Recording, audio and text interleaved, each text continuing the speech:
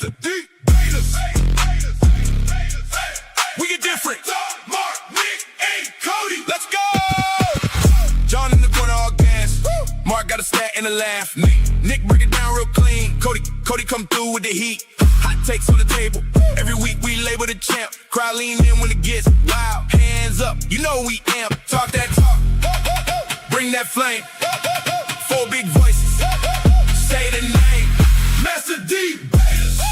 We get different. Mastah D-Baters. We stay lit. John, Mark, Nick, Cody. Run that room. Join the debate. Feel that boom. Mastah D-Baters. All right, good evening. It's Tuesday, you know what that means. It's time for the #1 debate show in the world. It is time for the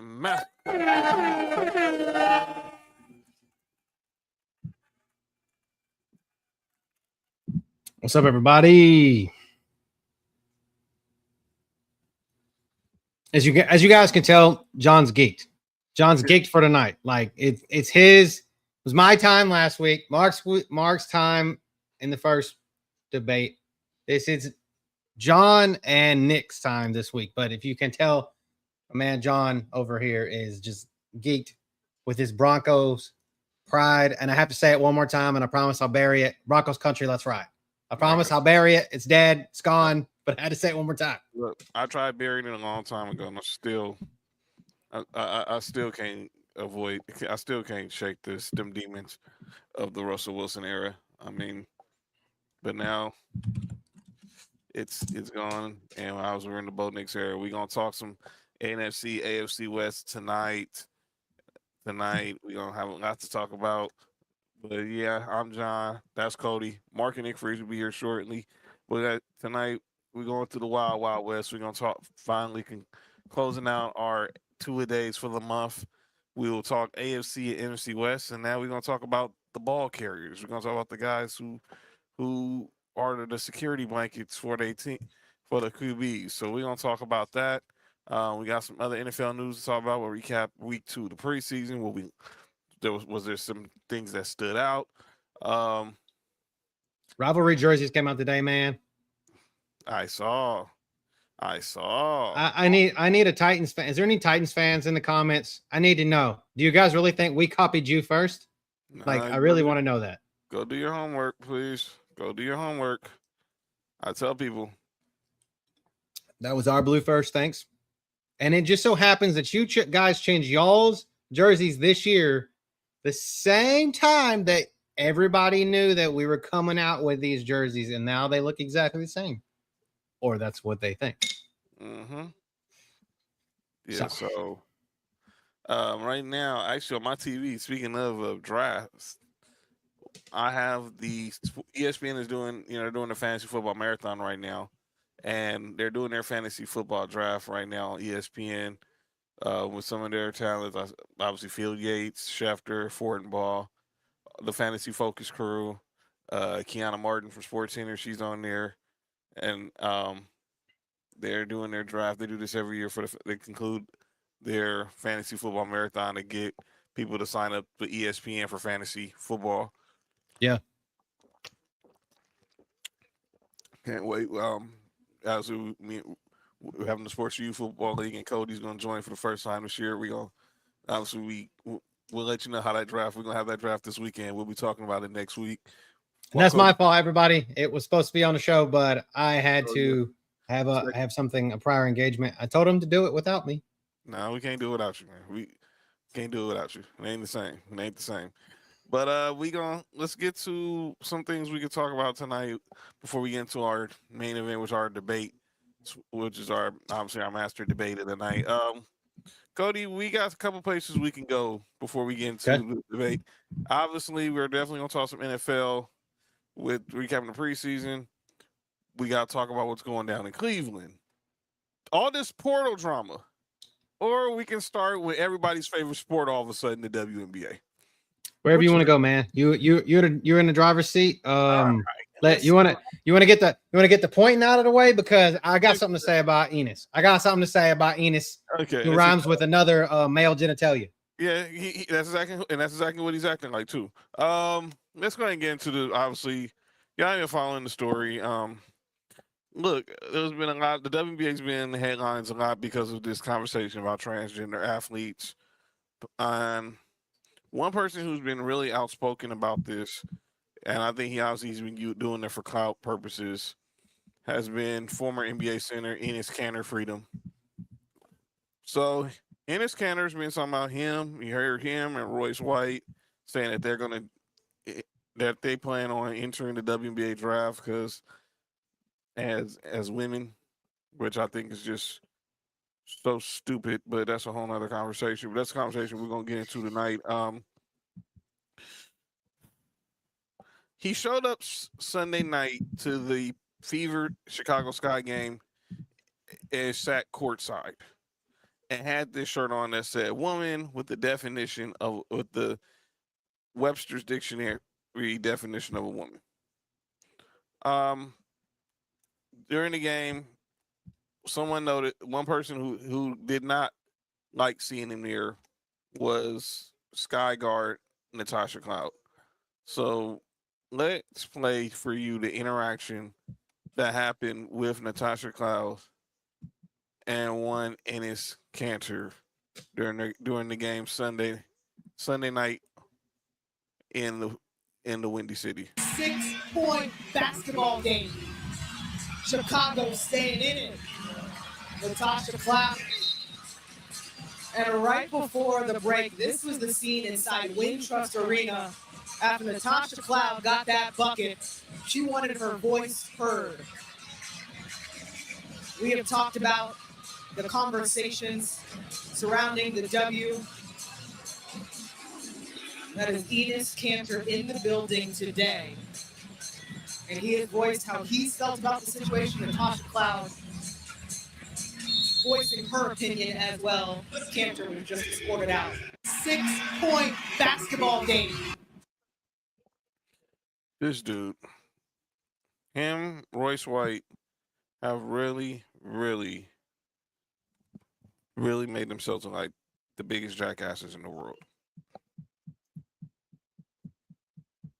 My thoughts on this is this. And by the way, the owner of the Chicago Sky has banned Enes Kanter from the Wintrust Arena. And here's my thing, and I said it last night. I teased it. By the way, shout out Danhausen is on the fantasy football draft. Nudes, just hold that. Hold that thought, bud. Hold that thought. Noodle, hold that thought. Hold that thought. And you say that, and I'm watching Danhausen on my TV.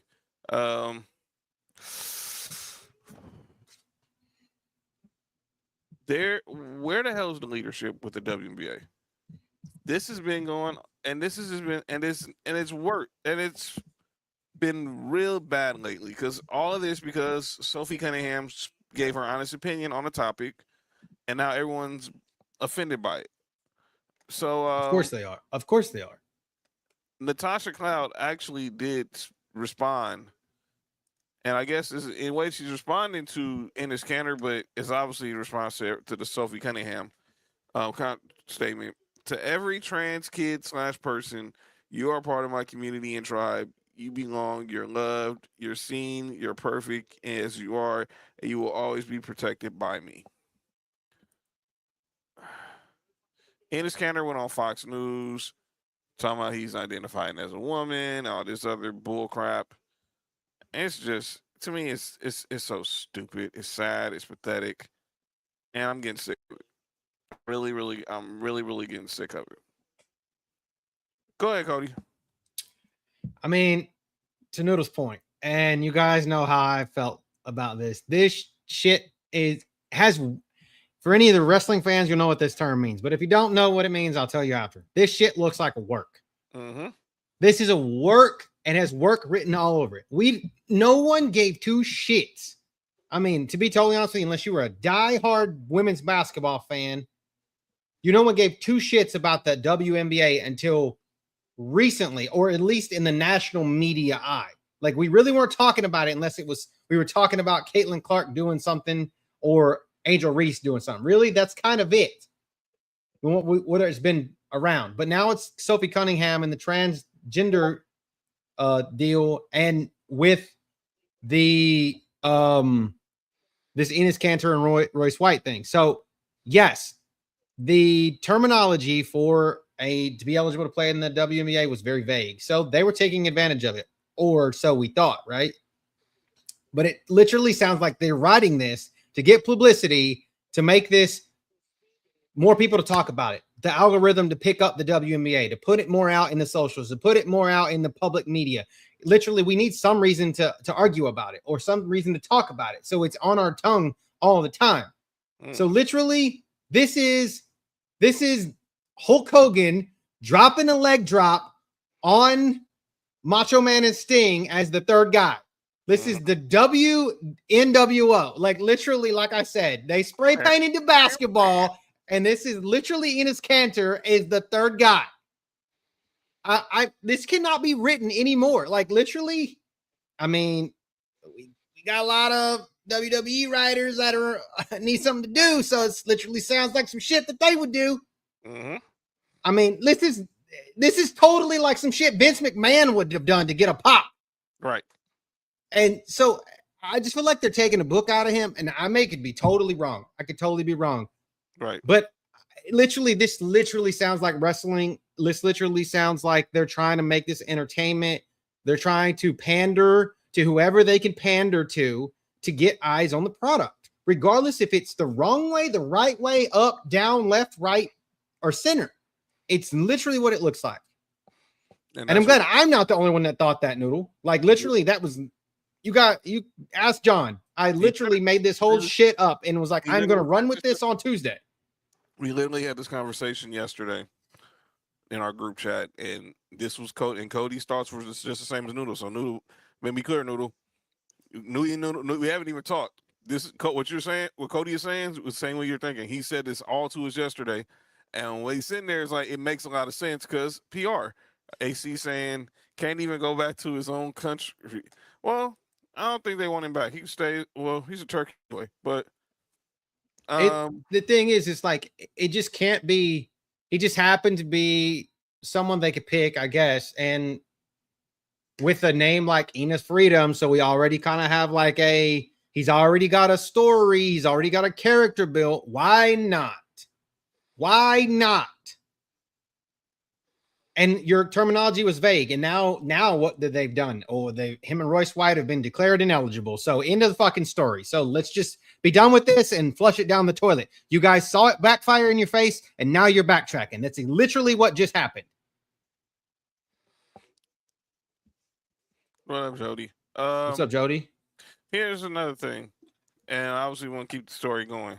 So the other night, the Toronto Tempo were playing the Indiana Fever, and that's what they and they made a big announcement.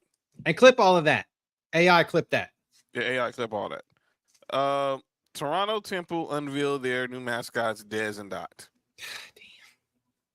Dez and Dot are the new mascots for the Toronto Tempo. Dot is the rabbit, Dez is the hare. But there's a little catch with Dez. But a turtle. She's a tortoise, right? Tortoise and a tortoise. They are a turtle. WNBA team announces new non-binary mascot with she and they pronouns. So they're not identifying Dez as a he or a she. They're identifying Dez as a they.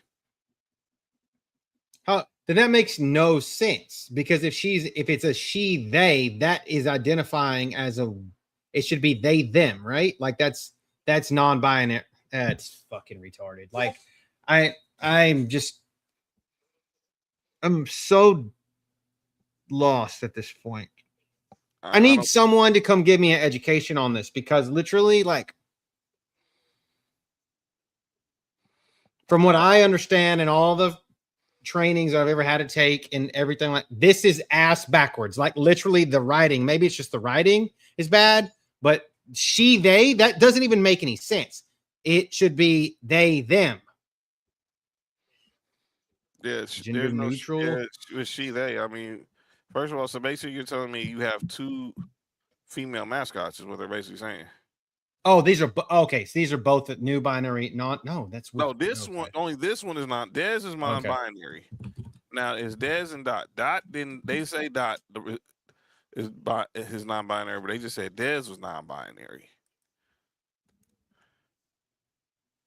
which is Okay, so according many non-binary, this is according to Google, and this is just so that I can educate myself. And I literally, because this is totally kind of turning everything that I understood on its head. Many non-binary people also consider themselves transgender because their gender differs. Okay, many non-binary people use gender-neutral pronouns like they, them, theirs. Others use she/her, he/him, or neo pronouns like they or zer. So I guess we're just taking it. This is literally an attempt to just throw shit and see what sticks. Again, writing for shock value. Oh my God, dude. Like, they thought the fucking NFL was bad with this kind of shit. This is pandering. Why is it WNBA pandering? Can someone that's actually a WNBA like lifer tell me why it's being pandered so much?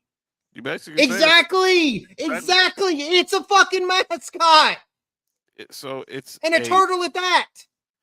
It's a it mascot. Yeah, basically that's what they're saying. AC. It's a it mascot. So he says it to save the confusion. Mo says, I hope they don't. Yeah, relax. Yo, Mo, relax. But yeah, I don't get it. I don't get it at all. I don't get it. And they did that intentionally to announce it on the night they were playing the Fever. By the way, they lost that night, so it backfired in their face. What's the temp? Is the tempo's colors the maroon, Yeah. the white, and then the light blue, right? Yes. And black. That's their colors. That's their colors. But let's be clear. They did this as a stunt to try to troll Sophie Cunningham.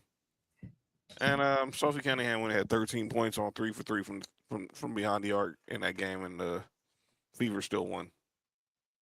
This is crazy, dude. Like, I'm just saying, like, I swear the WNBA is just doing shit to do shit at this point. And I said this last night at the end of Tribal Warzone. Where's the leadership? Where's Kathy Engelbert? They don't want to have that. They don't want to have that conversation, dude. Where's the leadership? Because no one. How the heck did Enes Kanter even get that close to courtside? But you're gonna kick him out. He didn't. I mean, come on now. Someone had to hook him up with tickets. Ain't no way he just walked. Oh, we literally seen this before. It's called DX riding in the fucking WCW on the tank. Tell me, Enes Kanter, who's been the most polarizing dude, dog, against your league, just randomly was able to get courtside, and nobody knew. Yeah, right, dude. That's until Natasha Cloud said something. Yeah. To him, okay. And he got ejected. Okay. And then and when you go look at video before the game, he's being protected by security because he's getting in confrontations with fans outside the arena. Yeah, that's I can't even.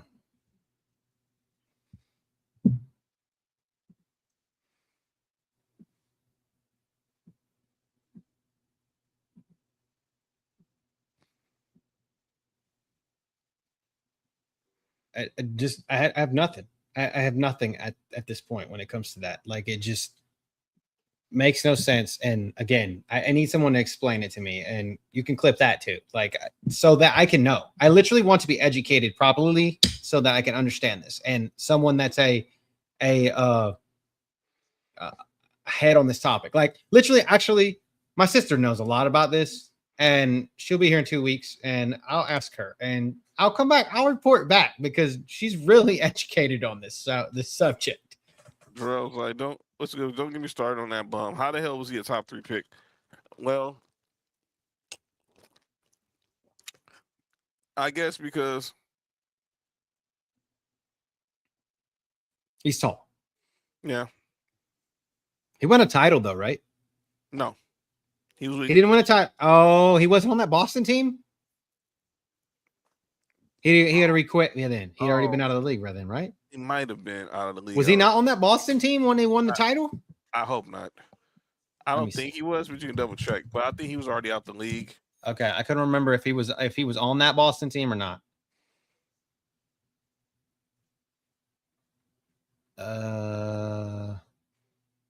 No, 2020. So they won in 23, right? Yeah. 24. 23 championship, 24. right? They won in 24. Okay. Yeah. So 20. So he was out of the league by 22. Okay. Yeah, because he don't deserve to be. Yeah, he don't deserve to be in the league anyway. He is a one-time WWE 24/7 champion. So there we go. There we know. Now we know. Yeah, he had dreams of one day also being a WWF. He wanted to be like the Undertaker.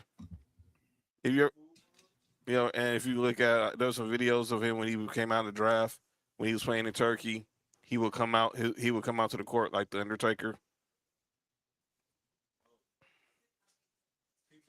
But he's not even from Turkey. He's from Switzerland. That's what's crazy. Like he was, I think he was born. Oh, he was born in Switzerland from Turkey. Okay, he was raised in Turkey. Okay, that's right. Makes total sense. As Mark is walking into the studio in a second, getting settled. But yeah. So Drell said he was on the Celtics 21, was traded in February 22. He missed the chip and deservedly so. That's hilarious. Hey, Drell. Shout out to you last week for pulling up too, dog. Thanks, Drell. Appreciate it. Oh man, Freaky Zeke's back in the house. Who did Freaky Zeke from Dipset? He's at Freaky Zeke. Okay. All right, here we go. Well, we're gonna go. All right, Mark's in the building. Mark, we talking about this whole situation with the WNBA and his canner. I gave my thoughts. He just gave his thoughts. What's me up the situation on how this clown been acting? This is right on brand for him. He been a clown. This didn't stop. This he was doing this while he was in the NBA. He was doing this trolling everybody. You ready for football season, Real? Just get your calendar ready. Tuesday, we probably have you back on next week to talk some college football. In a couple weeks, talk some college football. So be ready. That's just clown stuff, man. I originally thought him and Joyce White was trolling. They were dead serious. Apparently they're dead serious. This is just clown behavior, man. This is not doing anything beneficial for the WNBA. This is clown behavior. And I said it before you got here. I just asked Cody, where the hell's the leadership? Where's the WNBA leadership? Where's Kathy Engelbert at? Besides, you still waiting interviews with Dan Patrick? What you can't? But you want to get on the fan? But you want to get on the fan? You don't want to hear that, dude. Come on now. This made zero sense. How this dude? So let me see. This dude ends up at a game with the most talked about player and team, and got courtside just like that. Well, he a paying customer. You can't stop him from paying and going. I didn't say that. But you can stop it from going down to the court. Like literally, like you're at a game and like you're in the nosebleeds and you start walking towards the court. And he's already like what is he, 7'8", 7 foot, 6'10", 6'10", and you know who he is.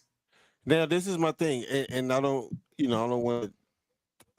I want the facts before I give my opinion on this.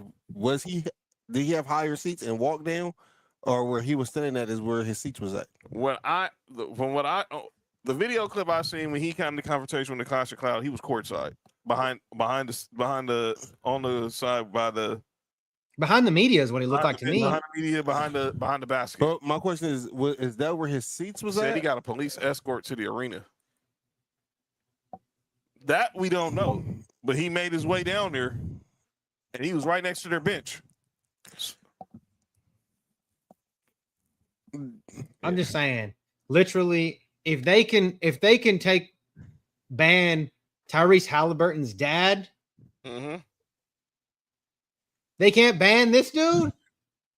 But when he's already, I'm just saying, when he's already kind of like the clown and a public enemy to the WNBA, supposedly making a mockery of him. Like, come on now. Like, they're Cody, morally, you're right. I agree with you, but he hadn't up until that point, up until what he did at the game, he hadn't done anything for him to be banned. He just was talking shit. He's still a paying customer. There's a bunch of people. I agree with that. He hadn't technically done anything to be banned, but it's a business. They can ban him for anything. They can ban him for looking at Kathy Engelbert's picture on the internet. You could be banned from a private establishment for anything. So he has now been banned from Wintrust Arena. But why is it just that arena? Why is not the whole any? That's funny, Zeke. That's funny. That's funny. This guy came out and did that. That's why I said, where the hell's the leadership? Yeah. The owner from the Sky came out and banned him. You haven't heard nobody else. No other teams have came out and banned him. No other. Exactly, because Kathy Engelbert's in on the shit. Yeah, I think she. Again, that's what I was asking last week or last time we talked. What was her trade? Like, what does she do? If I'm not mistaken, was she like a CEO of like Time Warner or AT&T or something? I believe she was for. Oh my God, it was signed or Time. I think it was Deloitte. She was Deloitte, which is they're a multinational professional services network. So they do all these different kinds of shit. Like they provide people to do jobs, basically, like auditing, consulting, fiduciary tax services, legal work, all kinds of shit. Like literally, when you apply for a job, I would say 8 out of 10 every application says, "Have you worked for Deloitte before?" And it's because of that, because they're so ingrained in the network. It sounds like what she's doing and she's good at is marketing. And she's trying to draw eyes, whether it be good or bad, to the WNBA. Because in business, what they say, any pub is good pub.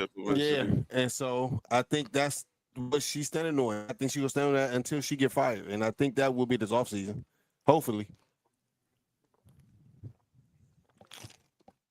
Because I don't agree with nothing she's doing, but business is business. Another thing, we've been saying that's been the theme for the past couple of days, Cody, is sports is a business. Oh yeah, we're gonna get there too. And I said it because I'm just saying it is what it is, man. Like, and we are living in a time where it cannot be any more of a business than what it is. And I don't know if you saw, Mark, the Toronto Temple have new mascots, Dez and Dot, and Dez is non-binary. I told. And they unveiled this the day, and they unveiled these mascots the day they played the Fever. You're not about to set me up for this. Hey, I just said we already talked about it, and I already told AI to clip it. Clip that. Clip it again. Clip it one more time, and a third time. Clip that. Y'all not gonna get me to say what I really think.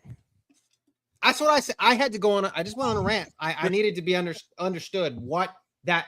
I mean, I knew what non-binary meant, but the pronouns here are screwed up. They're screwed up, and they still need to be told why. Nah, the Taylor Clark hype ain't fading. She's been hooping. She's been hooping. Nah. It's just everything else has been in the front line of it. Right. The hype ain't been fading. The business part, the business and the pomp and circumstance is more important, because that's why the only reason that's going to get people to watch the product or talk about it. The algorithm only likes adversity and shit. That's it. Hey, y'all, they don't like the actual sport itself. I got a question to ask, and if I gotta sit out the next show, then I do it. What's that?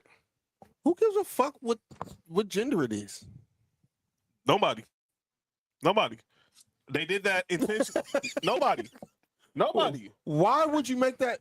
Because they were playing the one's a rabbit and one's a turtle. There's supposed to be a playoff, the tortoise and the hare, but they made they made sure to know that the tortoise didn't identify as he or she. No, she was she and they. And y'all did that the same night y'all played the Indiana Fever, because y'all was trying to troll Sophie Cunningham, but Sophie Cunningham went out there and came off the bench and went 3 for 3 on y'all, and y'all still lost. And it was, by the way, the first time Sandy Bernardello is going to miss the playoffs as a head coach. I'm confused about some of these antics. Which I think they did it then because was it in Indiana or no? It was obviously in was in Toronto. Toronto. Okay, so all right, there's a whole nother story. There's a whole nother story within week that. from last week. A week from it was literally 7 nights ago when they played Toronto. When they played the Fever in Toronto, There's a whole nother story. There's a whole nother story in that, ingrained in that whole argument. And if anybody doesn't know what that story is, go ahead and just go read what happened in the news in the last 24 to 48 hours with our lovely dear 4547. Okay. Literally, he has an issue right now with a place that's north of the border. There you go. That's other story. So, well, speaking of a Marcus fan about business, one more WNBA story I want to say. DeWanna Bonner. We all remember. Oh, that's the girl who quit the Fever, right? Oh, say it again. That's the lady who quit the Fever, right? Why did she quit the Fever, Mark? Apparently she said that she wanted to be on a playoff team, right? A team to win, right? Right. But she didn't like Caitlin Clark. Right. And she went back to the Mercury, where her fiance is on the team. They went to the finals last year, got swept by the Aces. This year, the Mercury are hot garbage, and now it's getting bought out literally weeks before the season ends, so she can be eligible to be on the play in the playoffs. Who's her wife? Alicia Thomas, the one that choked out Caitlin Clark. Supposedly. We're gonna try to put her, But yeah, but that's a whole nother conversation. But yeah, but I'm glad Mark. Fat coming in with the snipes. Oh, Fat, I need to know your thoughts if we get to it, like about the uniforms today. So don't leave. Oh yeah, I meant to ask Fat about that too. Yeah, I don't think I seen y'all's, Cody. Maybe John show them today, but I don't think I seen y'all's. I only seen the Bears because they were talking about how Caleb Williams was sitting in that commercial. Wow. But yeah, I'm glad Mark, you just basically said everything, so I don't need to go there. But let's go ahead and get to a couple the other big story that's been hovering over sports, and that's dudes who and that's work release program. That's professional sports becoming the work release program to go back to college. I'm glad. Oh, that's spicy. And I'm glad that SEC did what they did. Let me say this, and we're gonna get to it because I think it's. So, if you haven't heard the story, this all started. Can we talk about Caleb and okay. Talk about Caleb in the what? In the naughty chair. Boss.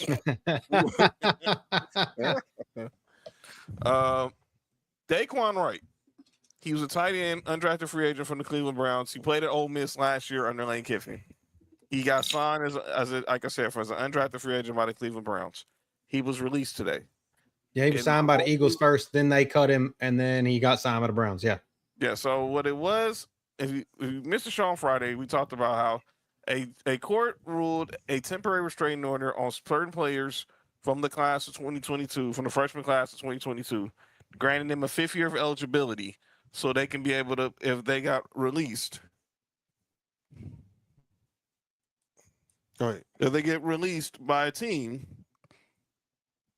835. Oh,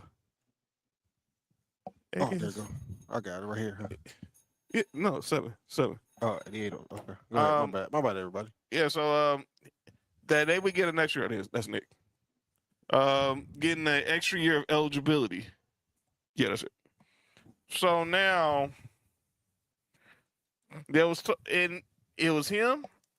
Xavier Harris was a defensive tackle that was on the Saints, who also played at Ole Miss last year for Lane Kiffin. Is that the one that had sex? No, that was a linebacker from Tampa Bay.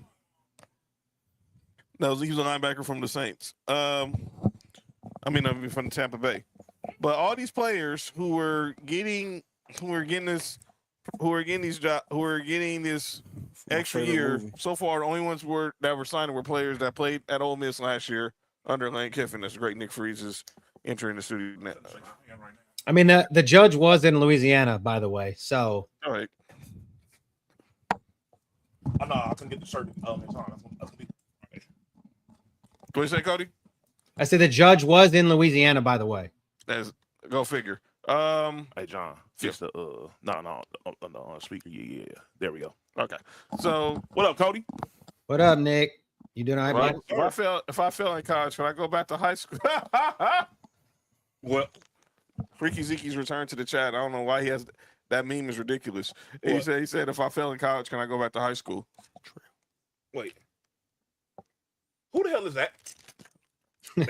Wait. The NIL is the greatest thing that happened to NCAA players, easily exposed to the NCAA's greed, according to our boy 404. He said what? That the NIL is the greatest thing that happened to the NCAA players. I agree. He's exposed to the NCAA's greed. Like I said, the moment this happened, look, the moment the case with Ed O'Bannon happened, and Sonny Vaccaro, what up, Nico? Where the heck are you? Where's your pants at, Nico? Nico, hold on, whoa. Boy, go in the room. I mean, go out there. You getting changed. Oh, okay. I thought Winnie the Pooh for a second. He thought he was here. Or Dre.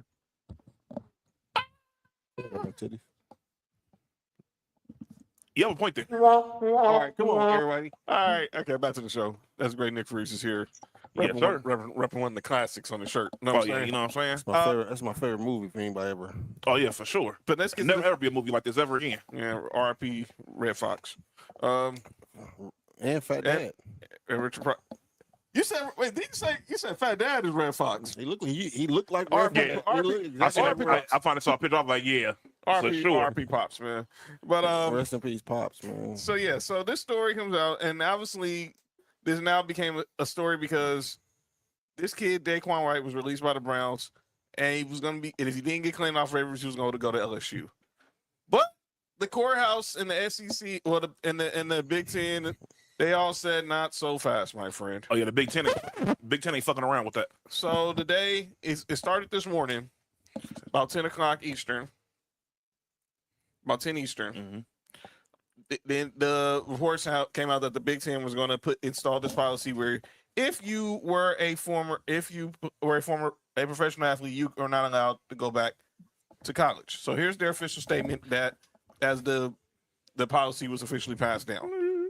The Big Ten Conference announced today that the unanimous adoption of a conference rule to prohibit football players who have signed a professional contract or on a professional roster at any point or declared for the NFL draft as an underclassman without withdrawing, but maintaining eligibility for athletic competition at a conference institution.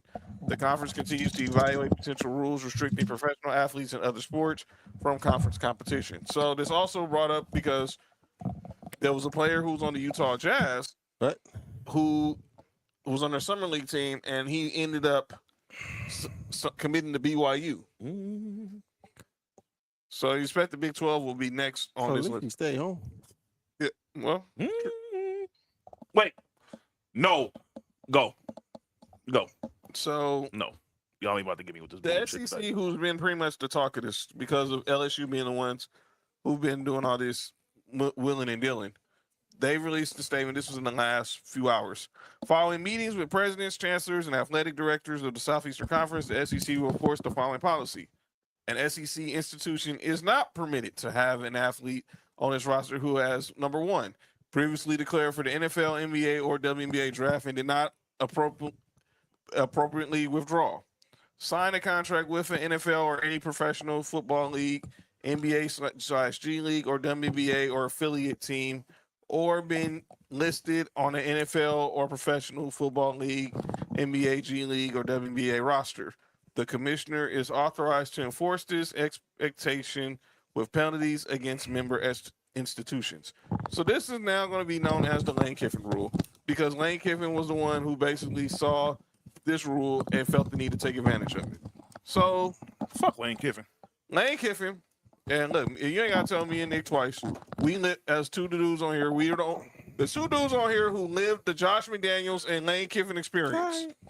I had to deal with it twice. Yeah, you did do it twice. I had to deal with it twice. SC and the Raiders. Yes. Hey, you having fun up over there? Sorry, guys. So shout out to Nico in the building right now. But This nigga tripping. but yeah, I want to play this. Lane Kiffin. He was on McAfee. He tried to, but I want to play what he said. He from where? he was on McAfee's show today. Go to front. But I want to play what he said in a press conference on why defending his decision, why he went after his former players during what was the illegal period of time, and now is officially Going out there while they on their Gone. period is crazy. Do it. So, we What have, up, Nessa? made a decision to recruit Hey, yo. some kids around the country. And, through these multiple injunctions around the country, which this is not a first time, they've been in college sports for a while, a group of players were granted a 5th year of eligibility Mhm. around the country in multiple sports. And through them winning their injunction and entry into the portal, they're available to recruit. And so ourselves, like many places around the country, are recruiting them. And at the end of the day, because of these rulings, they're either going to play for you or they're going to play somewhere else around the country. So we've made a decision to recruit them, like probably most people are. Do it.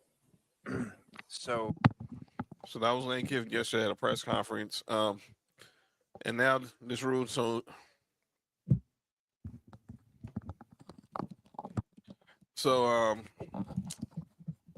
Not involved in that.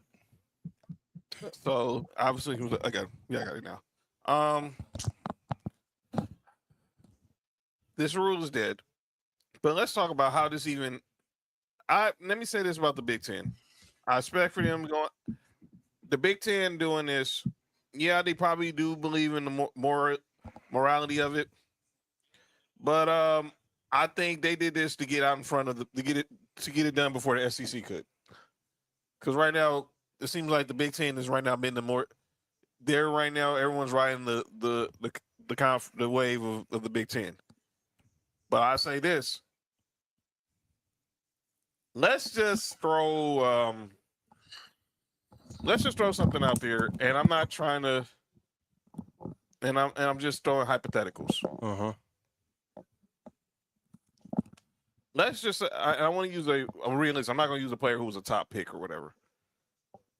Let's say I know he was a 3rd rounder. Sorry, Mark.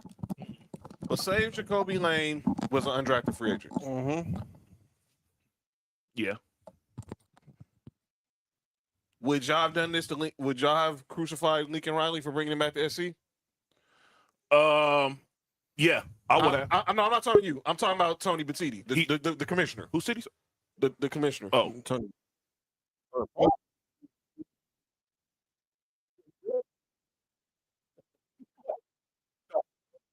wow. That was a crazy thing. But yeah, I know. Who the fuck is Never mind. I don't know Tony either. No. Why? Yes, you should have. I said this numerous times. If I can go online and type your name in, there's a professional jersey attached to your name, or I can see highlights of you playing at the next level. There's no reason why you should go back to college. Now, if you're 25 in college, never moved up, hey, more power to you. You feel what I'm saying? Out of here too. Yeah, you should get out of there too. But if they allow it, all right, cool. Nope. Hey, it is what it is. I'm not cool with it either. If you want to get up out of there, because I think it takes away too much from the. I don't even care no more. Go ahead, John. Go ahead, Mark. Go ahead, and then go to coach. Jesus Christ. I'm standing on this, man. I think that there is a time limit that these players should be in college, for multiple reasons. I'm not a fan of you becoming a professional player and then coming back and going back to college because you're in the league.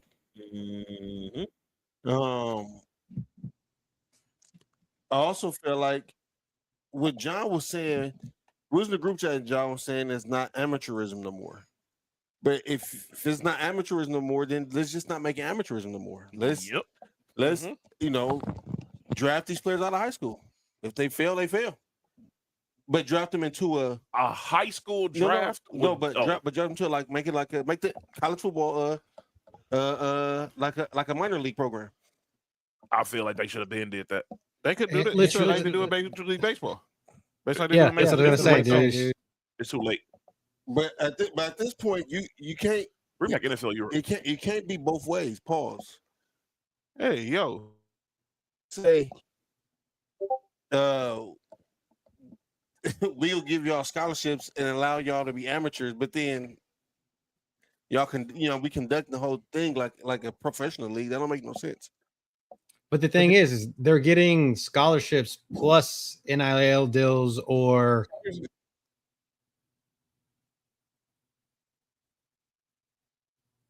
you guys totally cut out now. And now I can't hear you at all. Like it was echoing and now it's cutting out. Let me say this. Now I can hear you. Let me say this. I said it the other day. Had the NIL deal never went through, they wouldn't care. Because look, we grew up in the era where Chris Winkie won the Heisman at 28 years old. But because he went to go play minor league baseball, and nobody cared about it. Facts. Joe Burrow literally was just 24 said. when he got out of the league. Let's be fair now. Brandon Wheaton, old ass. Brandon Wheaton was. That's what I said. Brandon Wheaton and Hayden Hurst both.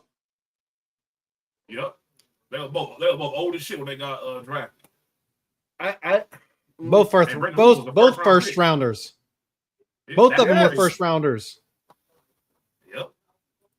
Makes zero sense. It makes zero sense. I when I was in law school, my capstone paper or my last paper I wrote was on NIL. And the way I thought NIL was going to be when I wrote that in 2015, so 11 years ago, is not how NIL has turned out. But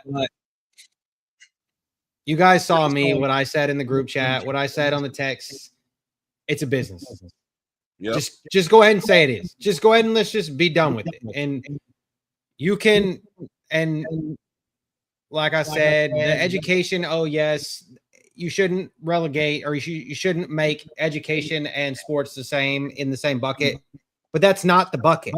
Who gives a shit about the education? Because at the end of the day, these dudes aren't going to school to get an education if they think they're going to go to the NFL. I'm just saying, it's just let's just be honest. Let's just say that we're going to school to play football. And we're going to college. Going to college is the business. Football is the business. That's what's together. You have to pay to get an education and you have to pay to go to college.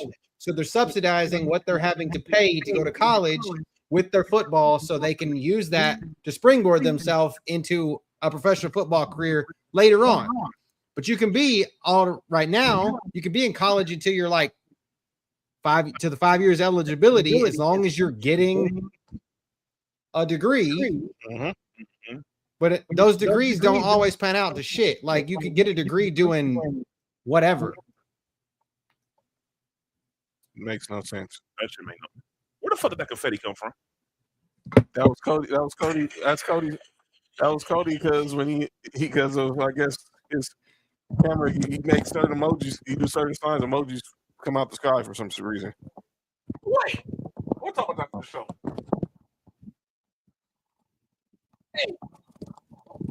I think our sound's a little bit messed up because now it's sounding like I'm echoing. I fixed. Hey, stop hating. I fixed it. I think it was a stereo. That's what it was. It says it says iPhone stuff. Oh, Yeah, it's Apple thing. I thought so. I heard that. Yeah, I did too. Hate. But I personally, as a college football fan, I'll just be the asshole that says I didn't have a problem with it. I just would totally be the asshole that said I didn't have a problem with it because at the end of the day, all it was going to do is make college football better. So Is it? This we're going to be. I think so.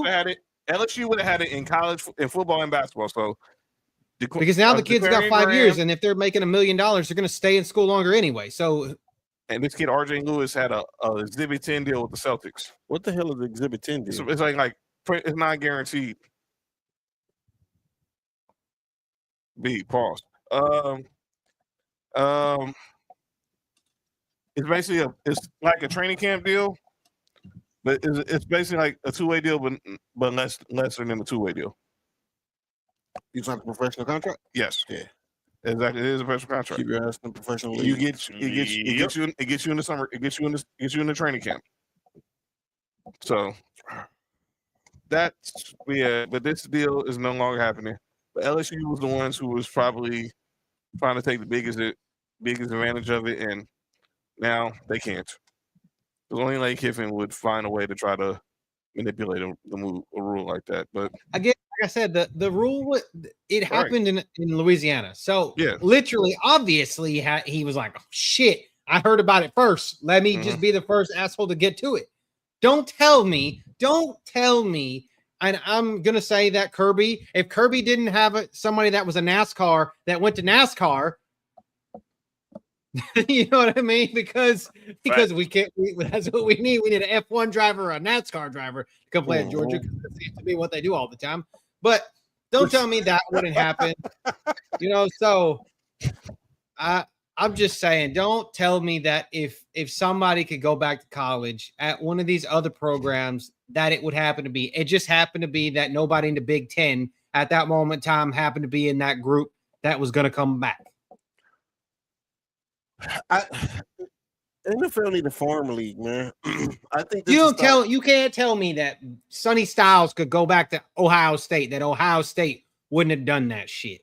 Exactly. I felt the same way. No, Cody, what you saying is right. The colleges would accept it. Mm-hmm. I just think that if you have signed as a professional, whether you make it or not. But it's like my argument I said. You and I today could go sign up to go to college, right? Yep. We could go to college and go for a degree and only spend 3 years in there. Say, okay, we knew John Doe who we're going to school to be an accountant, or we're going to school to be whatever we're going to be, or we're going to trade school, whatever it is. And it takes us 4 years to do it. But we know John Doe, our old buddy's dad over here, that owns such company that we don't actually need a license to work for to do that job. Me and you can leave college and go do that job. It's because we think we're going to make money because the grass is always greener on the other side, right?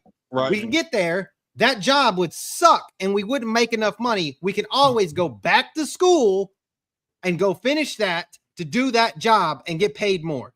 I'm looking at it the same exact way. Hey, Cody, even with that, though, even if you go and make a certain amount of money, when you go back, that financial aid not going to be there. So it's still a financial implication, even with that. Yeah. I agree. I'm just saying that you're leaving, you still have the eligibility.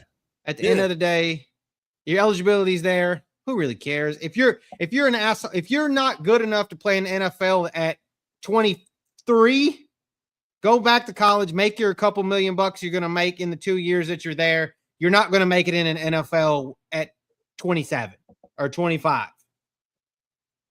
And if you are, more power to you. But you're probably not going to be a top pick because you've already tried this once. Yeah. But I thought the eligibility, and we can go to the school days, but I thought the eligibility ended once you became a professional player. It ends if you're still in the draft, once you hire agent. So that's the way that it's written. Yes. Right. So since these dudes didn't hire no agents, it was all right.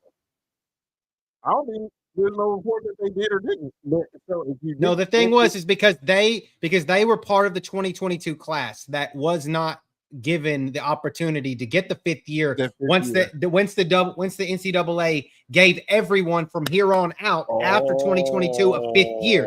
That's what everybody's missing. Yeah. So they were already declared, but everybody from 2022 and on got a fifth year of eligibility. So they took it to the court and said, hey, we never got that opportunity because we had already decided we were going to go to the NFL and never got that opportunity. Had we been told, hey, we're going to get 5 years, we might have stayed in college longer.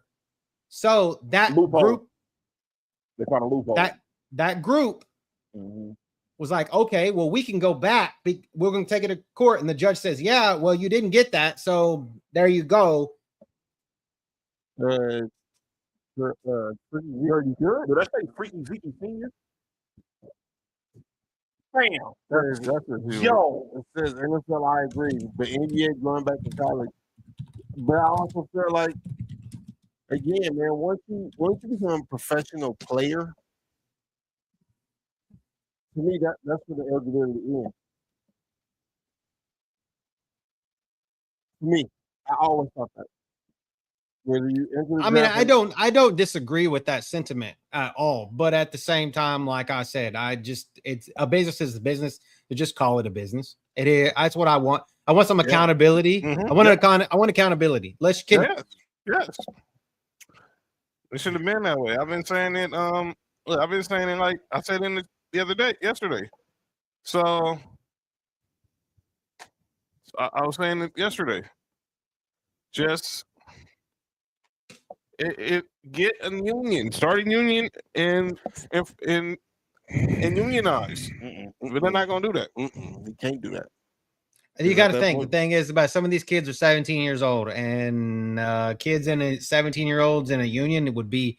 I mean, you can go join a union at 17 if you're like a tradesperson or whatever, or actual in a job that requires a union. But I mean, can you think about 17-year-olds like working on collective bargaining? And I can't.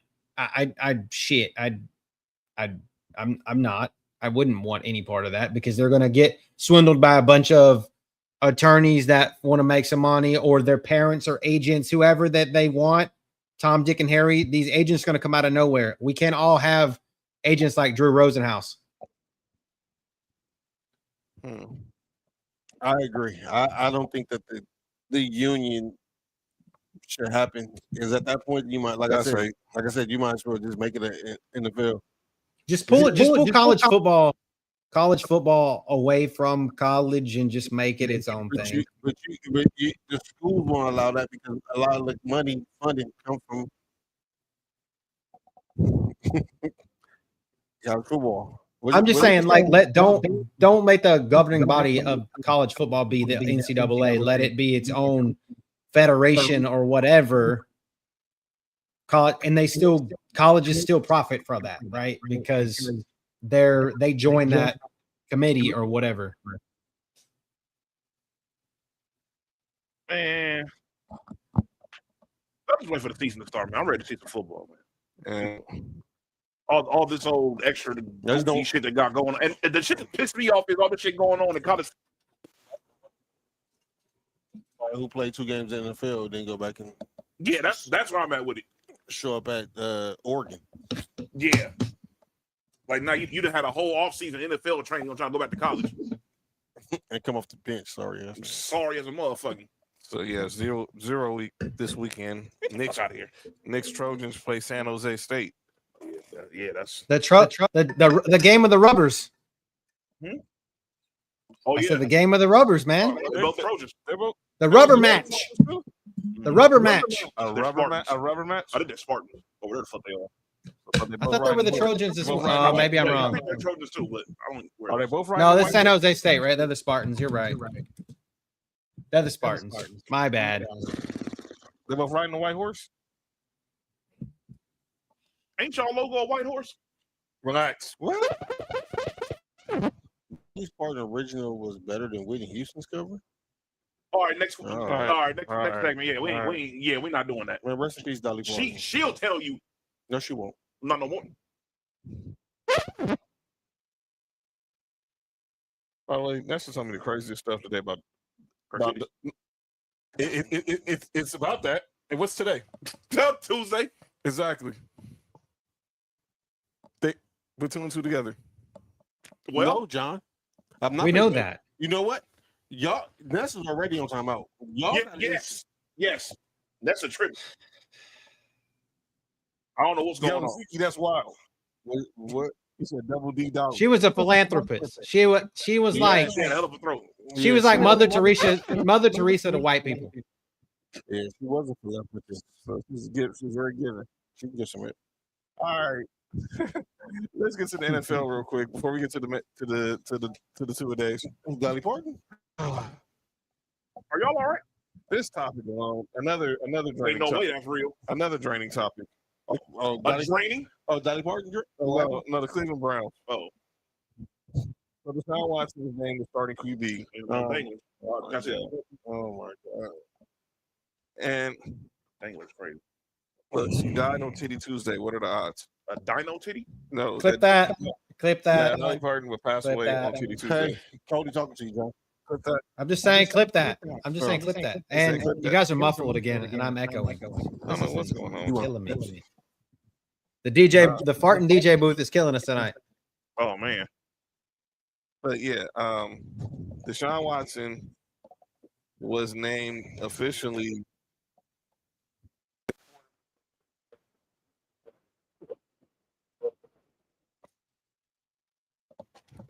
I mean, sorry, they Cleveland Browns. Someone suggested he should go to the Chiefs For as a what? backup. For what? What to be the third string? He'll never play, so it wouldn't matter.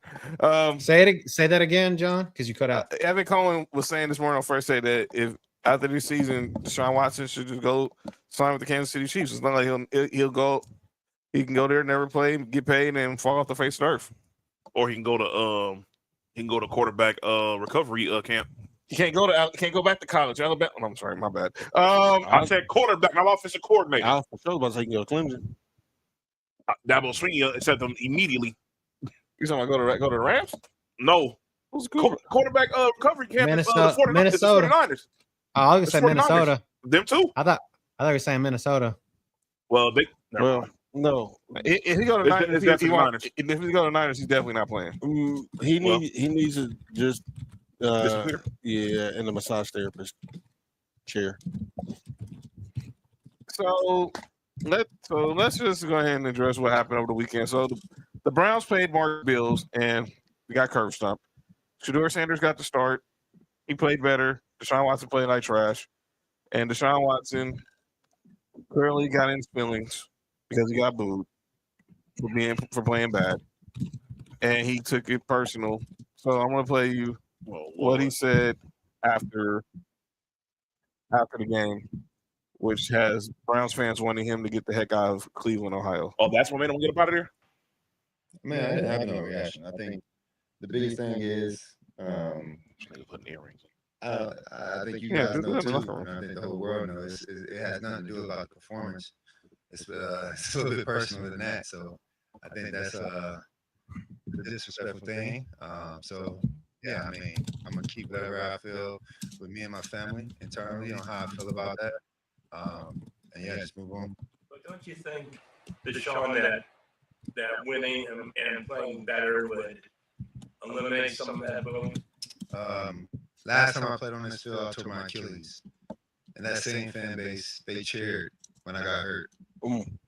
So does that have to do with, what does that have to do with anything about performance? When a person get hurt, especially for your own city, and they cheer. Does that make you regret coming here? Nah, I don't regret anything in my life. You know, I think the Lord put me through situations for a reason. So I don't regret anything at all. But you know, I had different thoughts on how it was going to be. But you know, it is what it is. You know, sometimes the tables turn, and I'm patient enough because I'm a child of God to wait for that time to change. So man, what my boy Rich Rabbit's saying? Shut the fuck and cut this shit off. So someone clearly in the tone deaf in the Browns PR department called him into the office Monday because he ended up saying this.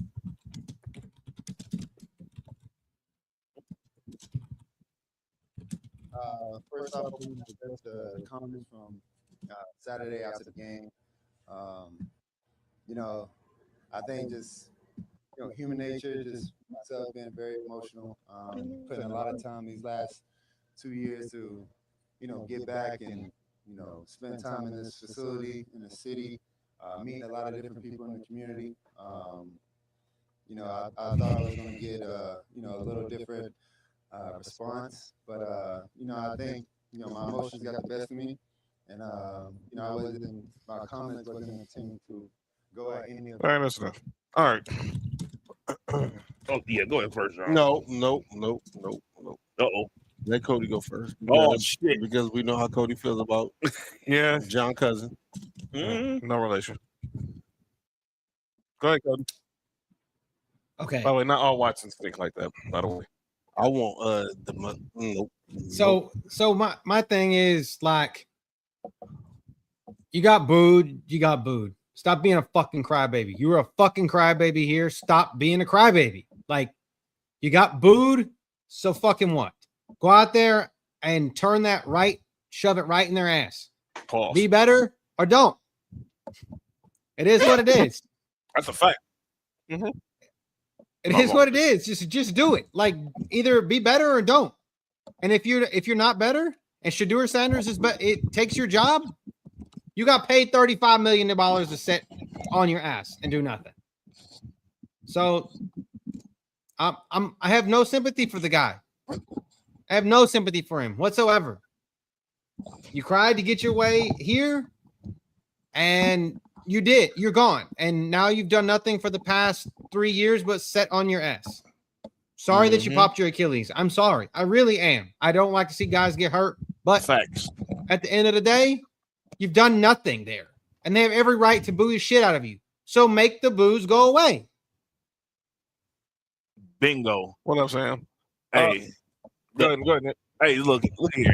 Here's the whole thing. What up, Sam? Now, the shit about him being booed because of his injury, I agree with them with that. Like, when they cheer for him. Yeah, that's all the cheer for the I don't like that.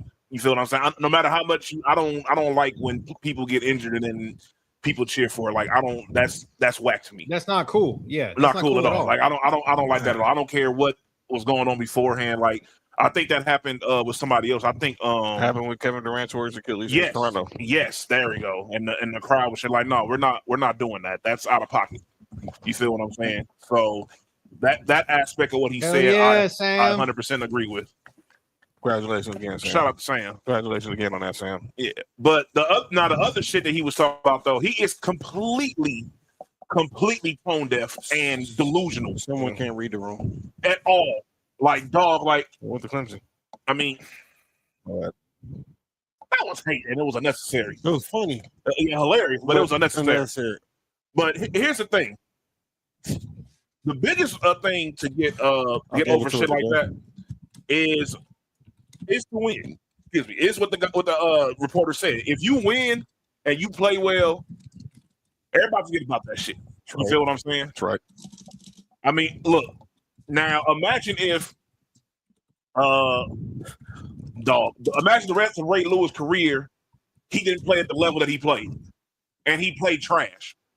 I'm like bottom tier linebacker trash for the rest of his career after that incident happened. You would never hear the end of it. Never ever. He would get booed at everything. He popped out the league in 5 years. True. I like Ray Rice. Bingo. You feel what I'm saying? Mm-hmm. But that situation is bullshit too. But we'll talk about that later. I don't agree with him getting what he got because that's some other shit that happened. I'll talk about that after here, so I won't sound like I support domestic violence, which I don't. But if you win, they get over a lot of shit, dog. You feel what I'm saying? If you're a good enough player, this is what I hate to bring this guy up too. If you're a good enough player, no matter what you do, they're willing to get over it. Mm-hmm. They both had up yesterday. You feel what I'm saying? Now, I'll give you a prime example of a guy that we all don't like, that we all dislike on this talk about on this show. If Russell Wilson or Cam Newton at that time would have took the knee instead of Kaepernick, the situation probably been different. Mm-hmm. That person would have still been in the league. You feel what I'm saying? There's a guy that played for one Denver Broncos that had a very similar type situation, and he probably would still been in the league too. You feel what I'm saying? If you're a good player, they get over it. You feel unless you do something like outrageous like Antonio Brown. Because they didn't give a shit about it when Tebow did it when he was in college. What the kneeling? Yeah. He was. Yes, he was. His was for prayer. Yeah, but I know. His was for religious reasons. I understand that, but what I'm saying is people were still like, people didn't like it, but they were like, since they know it's for like a religious reason, they really couldn't do too much because they didn't want to step over that line. You feel what I'm saying? That's a thin line when you try to that too. But you try to go at somebody for their religious beliefs. That's a thin line you walk on when you do stuff like that. True. So I think that's the reason why that. But if you're a good enough player, dog, or at least if you play well enough, especially in his predicament, like you were before this thing happened, a top 3 quarterback in the league. Them last 2 years with the Texans were incredible. His whole tenure. That's what I'm with the saying. Texans, Like he was incredible.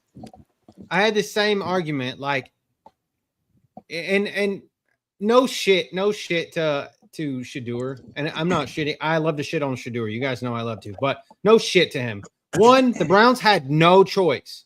I don't care how good. I don't care how good he played in the preseason.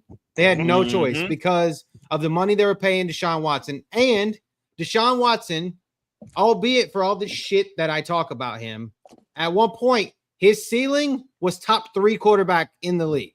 Oh, top 5, sure. top 5 at least. Top 3, top 5.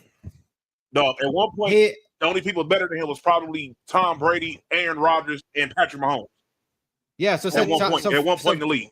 You feel what I'm saying? So I'm just saying that top five. And Shedeur Sanders' ceiling, like I've said before, and I'll say this one more time, is Jacoby Brissett. All right. And that's not a bad thing. I'll say this. I don't agree with they have to play him. Because they ain't already paid all this money. He ain't paid yet. So what's the difference? Yeah. But that's the politics behind it, because it's like, remember what I said last week? I was like, Shedeur can go out there playing like Joe Montana, and it does not matter at all. You said that. And you know something? Deshaun Watson has played all this entire preseason like he knows no matter what he do, he's still going to start week 1. And before he got hurt last year, he was playing like shit last year too. Yes, he That's was. what I'm saying. Like, you don't have to. I'm not of the belief of because I paid you this money, I have to pay you. If we've been living life without you, I agree. But they you know, there's still that hope that maybe this what happened, John? Go ahead, John. No, keep going. I think this is the last year of the Deshaun Watson experience. Well, this is last year of his contract, right? Yeah, exactly. This is last year. All the guarantee money's gone. They do take an $86 million hit, dead money hit. Oh well, but they're ready to take that than $100 million. That stadium is already building itself. That stadium is already building itself. They're building a new stadium. They're building a new stadium outside of Cleveland, I think. Like Nick was saying, 19 games in 3 years, ain't it? And little over 3,300 yards when his last season here in Houston, he's threw for 4,800 games in 3 years. Yes. And he's thrown for just barely over 3,300 yards. He was suspended the first 11 games. Yeah, get him out of here. I'm with Mark. So yeah, and then 4,800 yards his last season here, led the league. I don't think he makes it past week 2. Who they play? They're on the road the first 2 games of the season. Their first home game until week 3. They play Jacksonville and Tampa on the road. No, let them play at home. Hey, Cody. So we can hear them boos again. Cody, look up their first 3 games. Just real fast. Go ahead, John. Jags, Bucks, Panthers. Jags. They play the Jags one in Jacksonville. They go to Tampa. And then they're at home. Their home opener is against the Panthers. And then they get Steelers on Thursday night football. They're going to beat them. They're going to beat who? They're going to beat. They always beat the Steelers. It don't matter who's their quarterback. They beat him with Joe Flacco. It doesn't matter who plays. They always beat them. Joe Flacco better than both these quarterbacks. I agree. Still, but you know what? It's very possible they go 3-2 in the first 5 games. In the first 5 games, they go 3-2 because they get the Jets in week 5. They can very much win. They can very much be above 500 by week 5 for sure. Who? The Browns? The Browns. Yeah. What Browns? I heard some more brown nipples. I get it. They can run the ball and their defense is still solid. You feel what I'm saying? Yep. And they've upgraded weapons. The real problem is quarterback. That's it. At this point, if you're the Browns, this is what's going on. Obviously, Deshaun Watson is done for. I honestly think they're starting him this year to help with the tanking process. They have 2 first-round picks. They're gonna use those. If they don't get the first overall pick, they're going to trade to get the number 1 overall pick and get Arch Manning. Where y'all got the Jets? The Jets, to me, are better than the Jets are definitely. They are better than they're better than the Browns. They're definitely better than the Browns. What's the difference? They have better talent all the way around. They're equal at quarterback, but everything else, the Jets are better. They're not equal at quarterback either, which is terrible. That's damn. At least for right now. They both win in 3 games this year. I don't know about that. I don't know. Jets might get the 5. Man, But part of me teams are gonna be part of me thinks 5. if Deshaun Watson goes out, he is 7-1 in his career against the fucking Jaguars. He owns the Jaguars. 7-1 in his career. He was playing with the Texans though. He still beat him when he played with the Browns too. That's the bad part. He still beat him. Here's my thing, and everything y'all said was right. And I'm gonna piggyback on something what Cody was saying. What the hell does it say about Shedeur?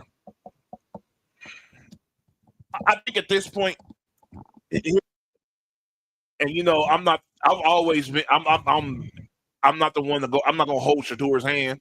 No, I'm gonna go keep it real with him. I've said I've given him credit when he plays well, right, and I give him the criticism when he doesn't play well. When I think he does something wrong, I go ahead and say I think he does something right. I say it.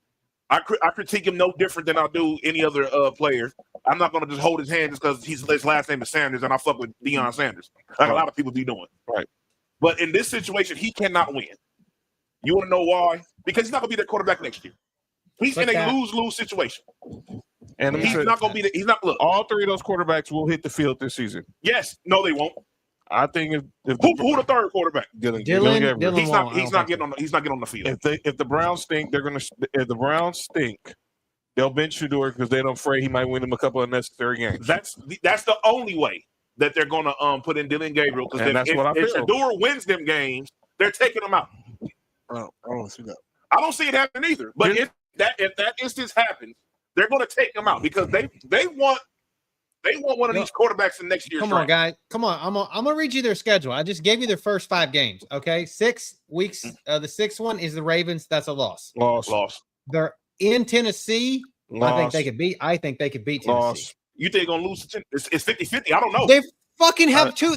Oh my God, Quinshon Judkins is better than Tony Pollard and yes. And they can run Tajay the ball, Spears. John, and their defense is still good. Yeah, and can get to Cam Ward. Cam Ward's offensive line is ass cheeks except for Scarron. Hey, look, you got Jared Verse said a weak offensive line. Yeah. Watch this. I still think it's a loss. I don't think it's a loss. It's a loss. I'm with John. I'm 50-50. I'm still picking Tennessee to win, but I think it's 50-50 game. I'm with John. Oh but I think it's losses before in them first 5 games I'm talking about. Jesus. I don't know, man. I feel like Cleveland is absolutely. There's one team in the league that's worse than them. Is that 2 of them? The Dolphins. There's 3 of them. Who? They're worse than them, and I think Arizona's worse than them. Arizona's worse than them too. Trash. Arizona too. Arizona's trash. Who else? That's it, really. Like that's the bottom of the barrel right there. But I would say this for Shedeur. Yeah, everything y'all said is right. He's not in a win-win situation. He never was. He never was.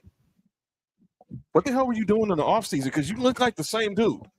Oh no! You know what? Uh-oh. He looked the same dude he was 2 years ago. hold up. We're also forgetting that they have a 4th quarterback in their room too. Taylor Green from Arkansas. That's right. They drafted Taylor Green, Sam's boy from Arkansas this year. Hey, John, funny as fuck. Man. Oh, wait a minute. John's hilarious. We told y'all who he was. So what the heck were Browns fans thinking? But look, John, I agree though. What were you doing in the offseason where everything looks like you just skating by doing the same? It don't look like it doesn't look like you took any progressions in your game. Right that Bo Nix against the Packers. The Packers? The Packers. Oh. Relax. Oh. The 2 drives we played against Green Bay, I saw something different. And granted, it helps a lot that you have Jalen Waddle as a wide receiver. That helps a lot. Sorry, Mark. That helps a lot. Sorry, Mark. But when I look at Shedeur, he made some decent throws. But it's the same stuff that I saw from Colorado and the same stuff Nick was telling y'all he saw last year. Mm-hmm. We didn't see I didn't see no elevation. I didn't see it. I didn't see it. I didn't see it. I've seen him make his progressions better. Have I seen like a big jump in my opinion for what I've seen? No, but I've seen some type of progression. There is progression there. Sure. The problem is Cody is right on brand with he is the Brissett. He's who he is. Yeah. He's not who he But And you guys want, and if anybody wants me to not be racially charged, I'll find another quarterback for him. You said Colt McCoy. Don't. He's better. No. Don't do Colt McCoy. Come on, if dude. it's Colt if McCoy's it's had a Colt good McCoy- backup career. No, but you mentioned Colt McCoy. Colt McCoy- He's better, but Colt McCoy is better than Shador. Colt McCoy is worse than Jacoby Brissett. So that if you saying Colt McCoy, that's terrible. I don't know. I think that like Mark was saying, Cody, he definitely has a ceiling, and the best thing he can do is play the best within your skill set. You feel what I'm saying? Because playing the best within your skill set, you can fuck around and get into a situation where you're on a good team and you just don't have to make bad decisions. You feel what I'm saying? That's literally all you have to do is don't make bad decisions. Just don't make bad decisions. You don't. Sometimes that's all you need to be as a quarterback is not make bad decisions. Right. You know, for the longest, that's what helped. And I hate bringing this dude up too. Jimmy Jacoby Garoppolo. Brissett is just Colt McCoy with twice as many games, and it's why literally their stats are Colt his. McCoy You is just crazy. take Jacoby Brissett and half his stats. It's literally what Colt McCoy did. Colt McCoy is crazy. The numbers might be there, but dog, my eye test saying that is crazy. Because man, hey, look, Colt McCoy been the same since Marcel Dares destroyed his shoulder. I'm just saying, Colt McCoy. I'm just saying. I just said like that was Yeah. a career. But- okay, we can just Chase Daniel or something like a great career backup, dude.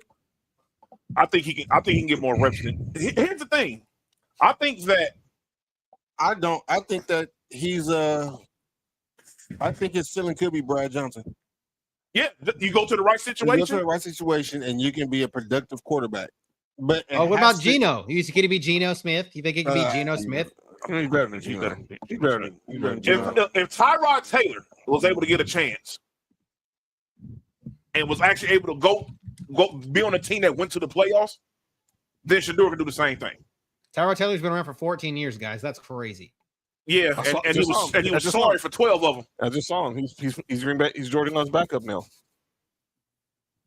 Yep. My bad. He's sorry for 14, all 14 of them. My bad. All right, let's go ahead and get to. Is he worse than Nathan Peterman? No, Nobody's worse than. Well, Shit. okay. no, Shit. no, it's not. Shit. No, it's not. Cody. No, it's not. We're about to get to the debate, but real quick. No, it's not. Who's worse, Nathan Peterman or Andrew Walter? Nathan Peterman's pretty bad. Andrew Walter is terrible. Dog. I forgot about that dude. to be honest Exactly. with you. Did you see Nathan That's Peterman? Nathan Peterman had a way longer career. I don't know how long, but he shouldn't play that long.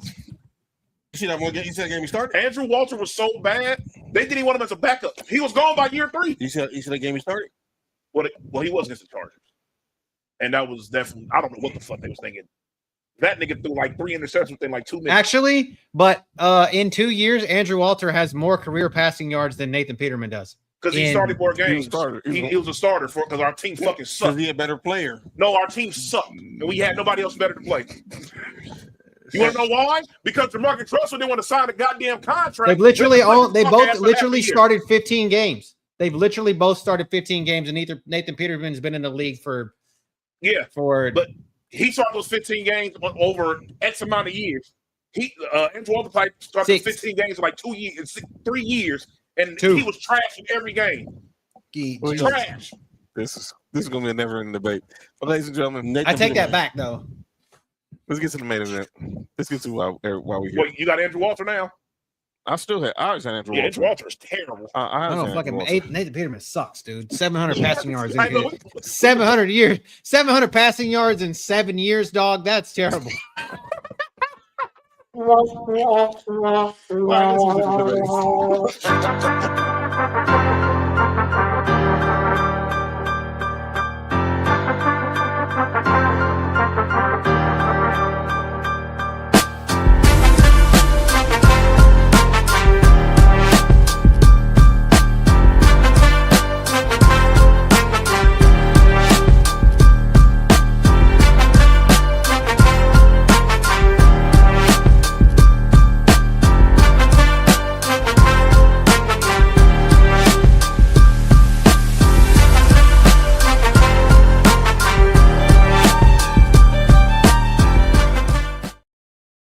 All right, y'all. It's time for the main event. It's time for the Mastah D-Baters.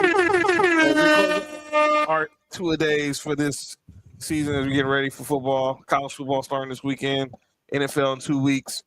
We close out our two-a-days with the best in the West. It's the AFC West, the NFC West, and tonight we are going to talk running backs. We are talk who are the best, the depth chart of these running backs, and let's get to it. Cody, take it away. Let's start off with the AFC, with the NFC. So obviously, I took this in the top three according to the depth charts as we sit right now. I looked at this today, and there are so many injuries at the running back position in the West. Yeah. As we're looking at the Seattle Seahawks, Jadarian Price, they're holding him out for the rest of the preseason. Stud coming out of Notre Dame, which shout out to Fat. Literally, you guys are drafting in fantasy draft. That is the guy. That's the guy right there. George Halani's backing him up, and Sharb's coming off of that knee injury. Probably won't be back till November sometimes. But after that, it's kind of abysmal. So I didn't even put anybody after that. Then, of course, San Francisco, we got our man CMC with his mysterious phantom soreness that we thought was going to turn into 2 years ago.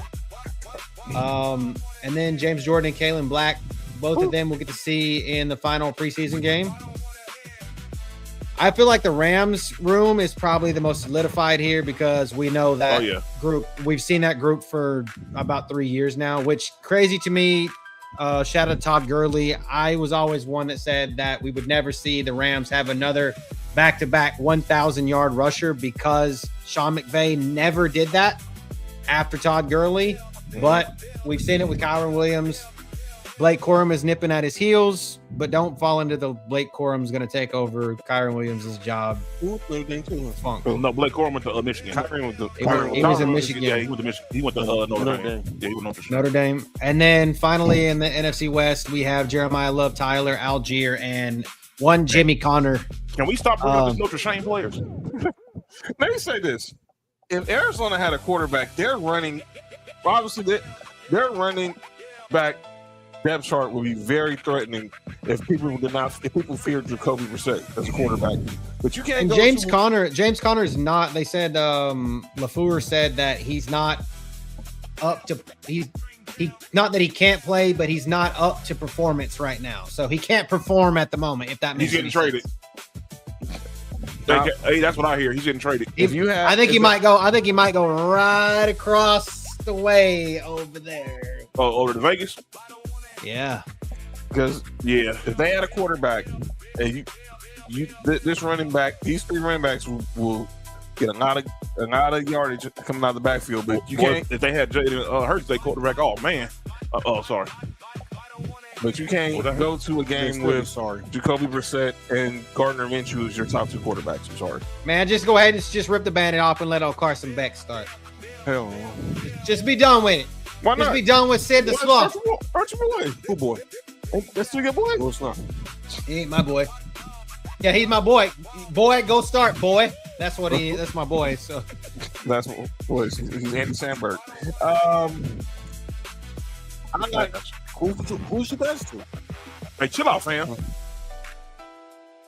Yo, it's crazy that we got three starting running backs here from Notre Dame. So shout out to Pat. I'll give it to you, buddy.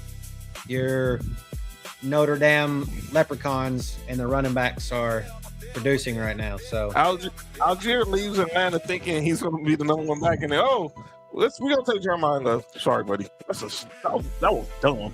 If y'all was gonna draft him the whole time, why the fuck did you find him? That's stupid as hell. He might actually get to start week one though if Love isn't. He's gonna start regardless, and they're gonna be running 50-50. It doesn't matter who's the starter. Yeah, I mean he's like, I took all these carries behind Bijan, which they drafted kind of similar. They drafted him the year before, then drafted Bijan the next year. Yeah. Yeah. after he had a pretty good rookie season too. So I like obviously the Rams. I think have the best depth chart. Man, if Arizona, I would put if Arizona didn't have their, and I think I'm looking at it based off the team and who's behind center at quarterback. Don't do it like that. You got to do it based off of the talent in that. Because me personally, if James Conner is healthy, It's Jordan James. My bad. I see that backwards. I just realized. Okay, I know. Okay, but he's the best number 3 running back out of all these guys. Mm-hmm. I'll take him over Ronnie Rivers, Kalen Black. Charbonnet's obviously would have been a toss-up, but he's coming off the ACL. So, but you think about it, obviously, I like Jeremiah Love, but we got to see how he does now against NFL defensive lines. Kyron Williams and Christian McCaffrey are pretty much the standard bearer for this. For this division, running back wise. The Jordan James kid is the one. He played at Oregon, right? Didn't he play at Oregon? Yeah. Like 1,200 yards or something like that. Yeah. So him and McCaffrey, we don't know what's going on. Well, what's going on with McCaffrey right now? Obviously, contract. But we know the substation's what was going on over there, man. That's funny. What'd you say, Cody? The substation. The substation is what's going on over there, dude. And then what? Black was the running back for Oregon. I mean, not Oregon, Indiana last year too, right? Yeah. Mm-hmm. By the way, McVay said about this whole college football thing. He felt like he was taking a gummy. We know what McVay does in his spare time, though. Yeah, that's why I got the shades on. Taking a gummy? Relax. In the spare time? He's taking it for a game. He called Puka Pookie. By the way, did you hear what Puka said the other day on that podcast about burgers? What did he say? He said he eats McDonald's every day. He said McDonald's is better than In-N-Out. Go ahead. Does that sound like a dude from Utah that will say some dumb stuff like that? And I'm relax, Mark. No. I know how you feel about it now. You need to relax, fam. But yeah, Nicholas, there's only one burger joint. What a burger is that trash. Should matter. Come on, no fucking way. You are great. What a burger is extra, whatever. Like I had it in the airport when it's not all that, Cody. I'm sorry. It is the best. It is the best. Nah, maybe out there. Yeah. In-N-Out is garb. I hate that shit. I agree, Cody. If you agree, then you won't think Whataburger is fucking terrible. I think In-N-Out is the most overhyped shit. It's good when you're drunk as hell. I'll tell you that. In-N-Out is just a very consistent burger. Consistently trash. I agree with you. I don't like that they don't have chicken there. All right, gentlemen, give y'all thoughts on this division, starting with you, Mark. I got Chris McCaffrey as number 1. But as far as the running back room, I'm not. I think I might go with either the Rams or the Cardinals. You got to think, it's like the James Conner thing is really throwing me off because like Nick said, I don't know if he's going to be there. I'm going about it like he's not going to be there because I think he's about to get traded.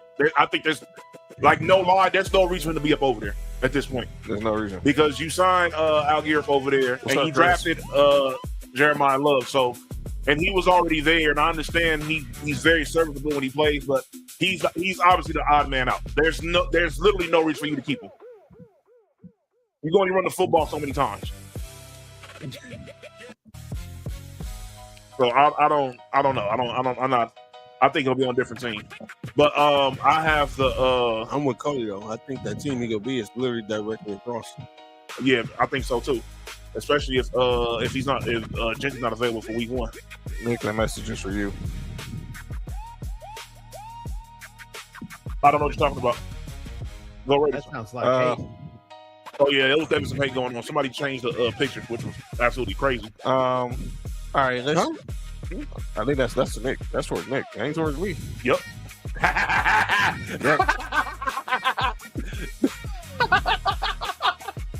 No, that ain't towards me. That's towards Nick. That's definitely towards me. Yeah, I get a different salute.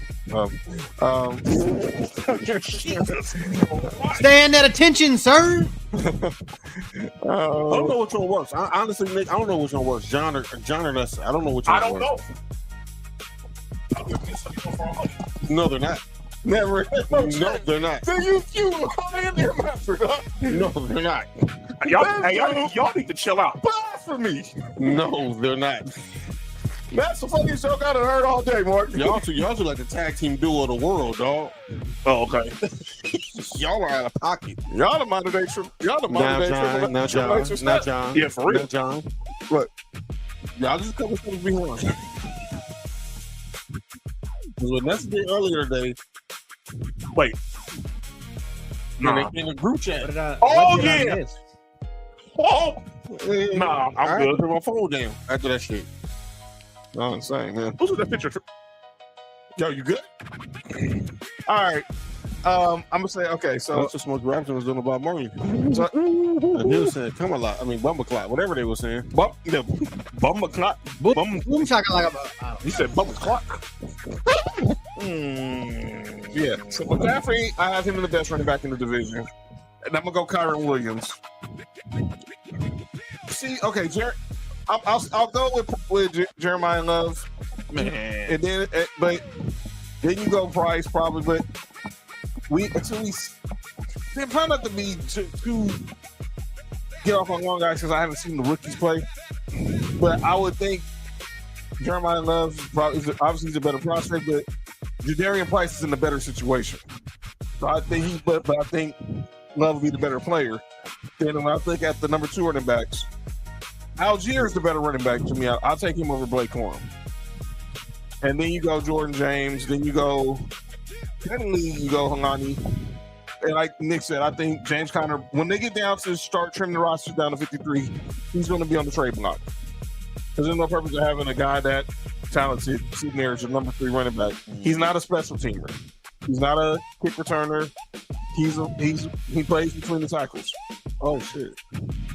Mark, did you know that Leslie Frazier is the assistant head coach for Seattle? I actually saw that yesterday. All right. That's right. Right, because the Seahawks are on Hard Knocks, so I saw that. All right. So look, week. the best running back I got is Kyron Williams. I have Kyron Williams over Christian McCaffrey off the simple fact that Christian McCaffrey has been on the field about a few more times than I have over the past couple of years. All right. I understand when he's on the field, he's one of those guys, but history has shown, no, that's since he's been up over the 49ers, it's only happened like twice. You feel what I'm saying? I gotta go with what's going on. And I have I think I have the Rams with the best running back room too. I think they have 2 I think this year gonna be one of those years for Blake Corum to show like he's gonna have a Michael Turner behind LT type year, where you feel like this guy gonna be a RB1 for somebody's team if it ain't gonna be the Rams. But yeah, that's what I got. And the number 2 I probably have is the Cardinals. Because I think their first 2 running backs are absolutely ridiculous. I have a brain cramp. Cody, did you give yours? Yeah. I'm gonna go see it. I'm gonna go CMC. 311 attempts last season is just unheard of. 311 attempts. And now he's 30. Career year, like the most 1,200 yards, 10 touchdowns. And he was my first round pick in a recent draft that I had, so I was a number 6 spot. Why you gonna do that? 413 touches, led the league. Touches in general. I don't know, man. CMC, I think 1. I gotta give Kyron number 2, even though I shit on him for a couple years there. Jeremiah Love probably has the talent for sure, but I think Jadarian Price. But I don't know though. With them losing Kubiak to y'all's Raiders, Nick, man, that scares me. Yeah. Scares me in a way. It's all according I to think they got, Algier taking over. Algier has all the potential though. Algier could be like you said, could be a number 1 in any For sure. other offense, but he always seems to get screwed behind somebody that comes in with more hype than he did. So And it's happening again. Yeah, man. Well, Cody, you said how many touches did McCaffrey get? 311. Yeah, he had 311 attempts 413. rushing, but 413 total. Touches. So, I mean, 102 receptions. That's crazy because based off of the past 48 hours, we found out to do a lot of touching in the 49ers organization. He had 924 yards receiving too last season.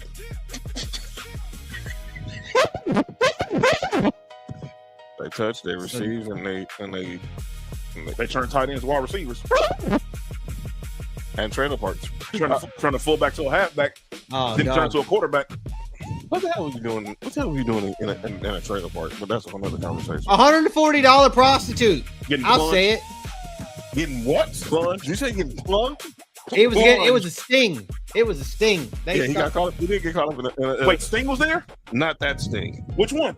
Not the police. It was a sting. They were like, it was like the police. It was like the catcher. It was like the catch a predator type shit. They say he pulled over. He did a baseball bat? Their trailer park, and that's why he got caught up in the sting. What was the could have been weapon? His cell phone. I know it could have been weapon because it was a trafficking investigation. I don't know what could have been weapon was. So it could have been. It could have been. It could have been anything. It could have been a flashlight. It could have been. I mean, I'll say it. It could have been a. They said it was his phone though. It was a Rose. I said it could have been a one vibrator. I don't know. Clip that. It could have been a bike pump. Not a bike. Let's go to the AFC West. Jesus Christ! So obviously, you got me and Nick here, so we got where our biases lie. Yeah. But let's look at the AFC West. Obviously, I'm gonna start with my squad because we won the damn division. I know that we're not. I know the Chiefs are at the top, but obviously, J.K. Dobbins hopefully stays healthy this year. R.J. Harvey had a solid rookie year. We drafted Jonah Coleman in the 4th round. He's gonna be someone I think people need to really keep an eye on this season. Obviously, mixed Raiders, Ashton Jeanty. I expect a bounce back. You expect a bounce back season. Now that it was just an ankle injury. Some people thought it was a knee injury, but it was just an ankle injury. They get a steal in the 4th round with Mike Washington Jr. out of Arkansas. Yeah. Then you got Dylan Love, who was their 3rd running back. And then let's look at the Chargers. Omarion Hampton. Obviously, I actually wanted the Broncos to draft him last year, but I thought y'all going to draft him. Yeah. Damn it. Damn Chargers. And then Keaton Mitchell in there. And then Kamani Vidal. And now they got Mike McDaniel over there. So let's see where that goes. Mike McDaniel's gonna Mike McDaniel and use all them fucking guys. Yeah, pretty much. And then the Chargers. I mean, and then the Chiefs. Definitely. Obviously, they signed the Super Bowl Kenneth Walker. They get Amari. They get Nick's boy Amari Mercado, and then Emmett Johnson. I have a question for y'all. Go ahead. I'm not just saying this because he plays for the Chiefs and all, but history has shown that when these Super Bowl MVPs, they leave and go to another team. I'm not saying that's what's going to happen with him, because I think he's in a better situation than some of these other guys have been in. He's hurt right now, too. He got hurt today. Yeah, that is true. But I'm just saying, like, based off of history, when these Super Bowl MVPs leave and they go get paid, history has shown that these guys have not been well on the next team they sign with. That's all I'm saying. I wish the best for him. I don't never miss wish injury upon no player. But listen to the pundit. Listen to the pundits. They'll tell you that he's going to be RB1 this year, and I'm like, Kenneth Walker. Yeah. I mean, yeah. I don't know. I don't feel like their offensive line's that good. I think that Seattle have a run scheme offense, and that helped Kenneth Walker a lot. We'll see how good he is. Yeah, because guess what? They don't run that same scheme because for the people that know football, obviously, I mean, they got Bieniemy back, so that's why everybody thinks that he's going to have a great year. But they don't run his own blocking. Yeah, he's not 2015 or 2016 Kareem Hunt, who is about to steal Isaiah Pacheco's job for one more time. Yeah, that's well. It was never. It shouldn't have been Isaiah Pacheco's job in the first place. He run like a toddler. Who? Isaiah Pacheco? Yeah. He running like Nico to be running around here. Except Nico run with more power. He better get his job swiped by Kareem Hunt one more time. Yep. Kareem Hunt said, I need to get my job back from over here, and he got it back. He said, I'm gonna get your job from over here too. But nah, yeah. I honestly think that John, I think y'all I think y'all have the most questionable running back room to me. Between y'all and the Chargers. I don't because there's too many question marks involved with some of the guys. Like as far as like even like with J.K. Dobbins, he played very well.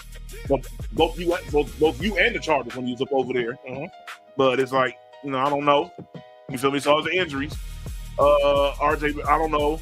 It's everything is I don't know with y'all running backs. You feel what I'm saying? It could either be very good or it could be You feel what I'm saying? Yeah. Let me explain what our running back room. All this is going to rely on J.K. Dobbins. Oh, for sure. They invested in bringing him back. We know his injury history. He hasn't been right since really his rookie year in Baltimore. You come off a torn ACL, torn Achilles. Obviously, like Nick said, he had a good year. He had the good year with the Chargers. He got hurt that year too. He ended up with us. He got hurt last year and missed the rest of the season. And I think we could have used him in the playoffs. Because I think RJ Harvey, he's a good running back, but he's not a between the tackles. And we're going to see what Jonah Coleman is. But this is going to start and ride or die with J.K. Dobbins. Back to Nick's point about the Chargers. This is going to start and ride or die with Omari and Hampton. Nothing against Keenan Mitchell or Kamani Vidal, who filled in for him last year when he got hurt. Yeah, Vidal played really well last year. But he's played like shit. He's played like shit in the preseason. Right. Because it's expectations now, Cody. When you have expectations, it's a whole different story. Yeah, for sure. Yeah. You feel what I'm saying? You got Omari and Hampton in there to try to be a security blanket for Justin Herbert. And clearly, we know that Mike McDaniel, he doesn't use just one running back. We've seen that when he was with the Niners. We've seen that when he was with the Dolphins. He likes Mike McDaniel. Logic. Who's the sticking to? Dolphins. Who's that? Oh, that's eight. That's eight. But fish food. That's all Dolphins is shark food. I mean, shark food. That's all a Dolphin is shark food. Right. To the Raiders. I mean that Chargers room, none of those guys have ever completed a full season. No. Keaton Mitchell in his time in Baltimore when he got hurt 2 years ago. Yeah, toward ACL. He's got And to the Raiders, obviously everything's going to rely with Ashton. With Ashton Jitsy's hope is going to be on, can this line make the holes for him, and he doesn't be getting a lot more contact. Which he has not been getting in the preseason. Which last year he led the league in negative yardage. Yep. Dog, if he got half of that yardage, he would have had a 1,500-yard year. And let's be clear, he rushed for over 900 yards last year as a rookie. So you take away some of those like 400 yards of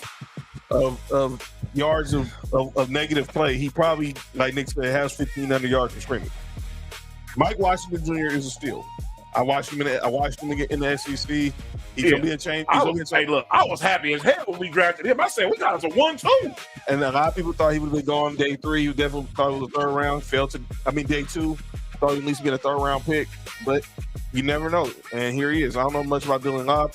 And then when he's like a he's like he would be like Darren Sproles for us. Okay, so he's a change of pace. I mean, I saw Dylan Lobby, like they were saying when y'all in the preseason game the other night when y'all were playing us that they were saying that he's like Christian McCaffrey type back, and I was like, why are you putting that fucking man's name in the same conversation? The other man's name? Oh wait, because he's a white running back. That's funny as shit.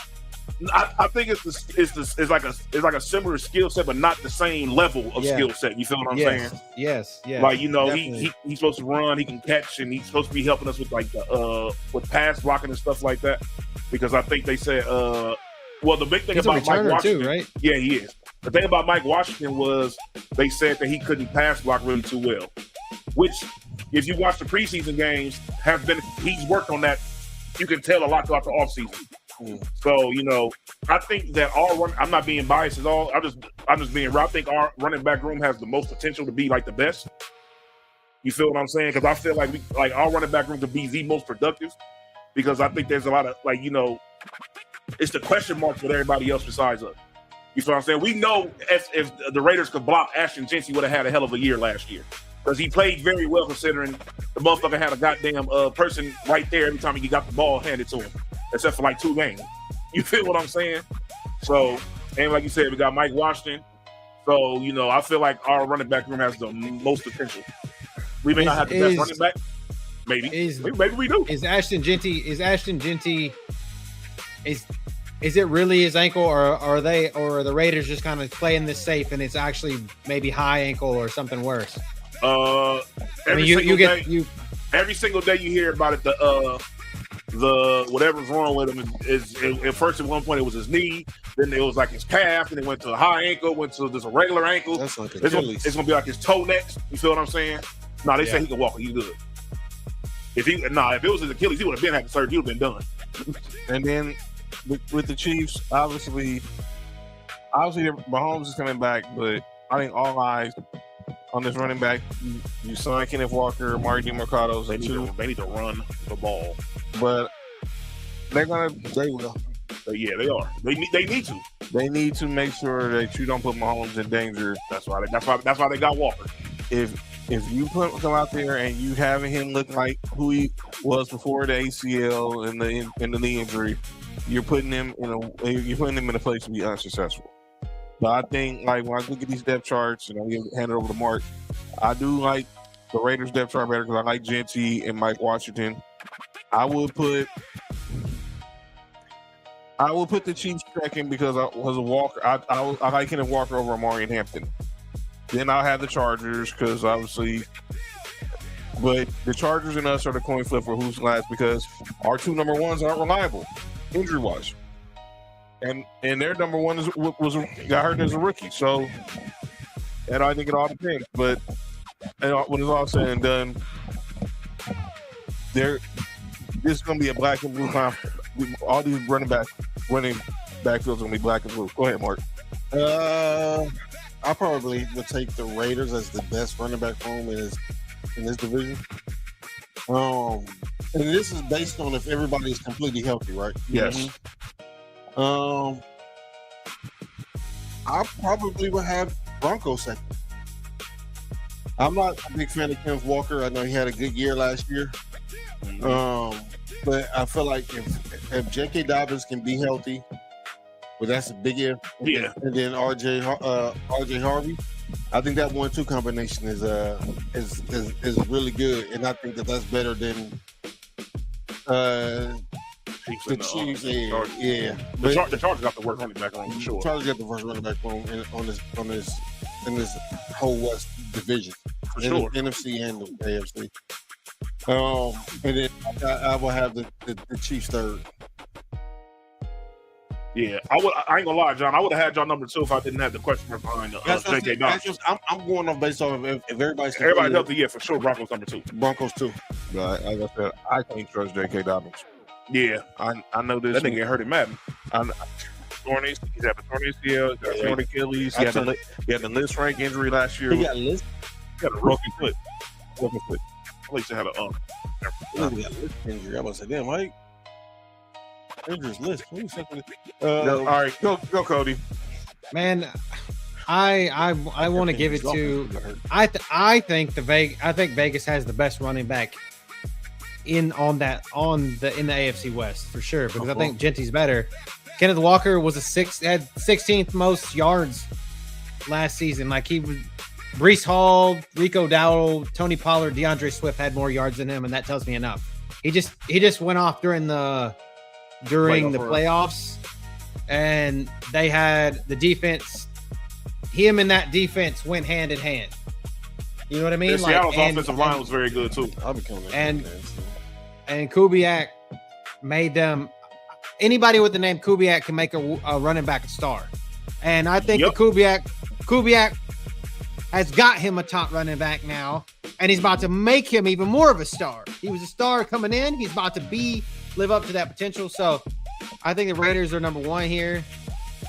I'm gonna give it to Kansas City just because I know what a healthy Kenneth Walker can do.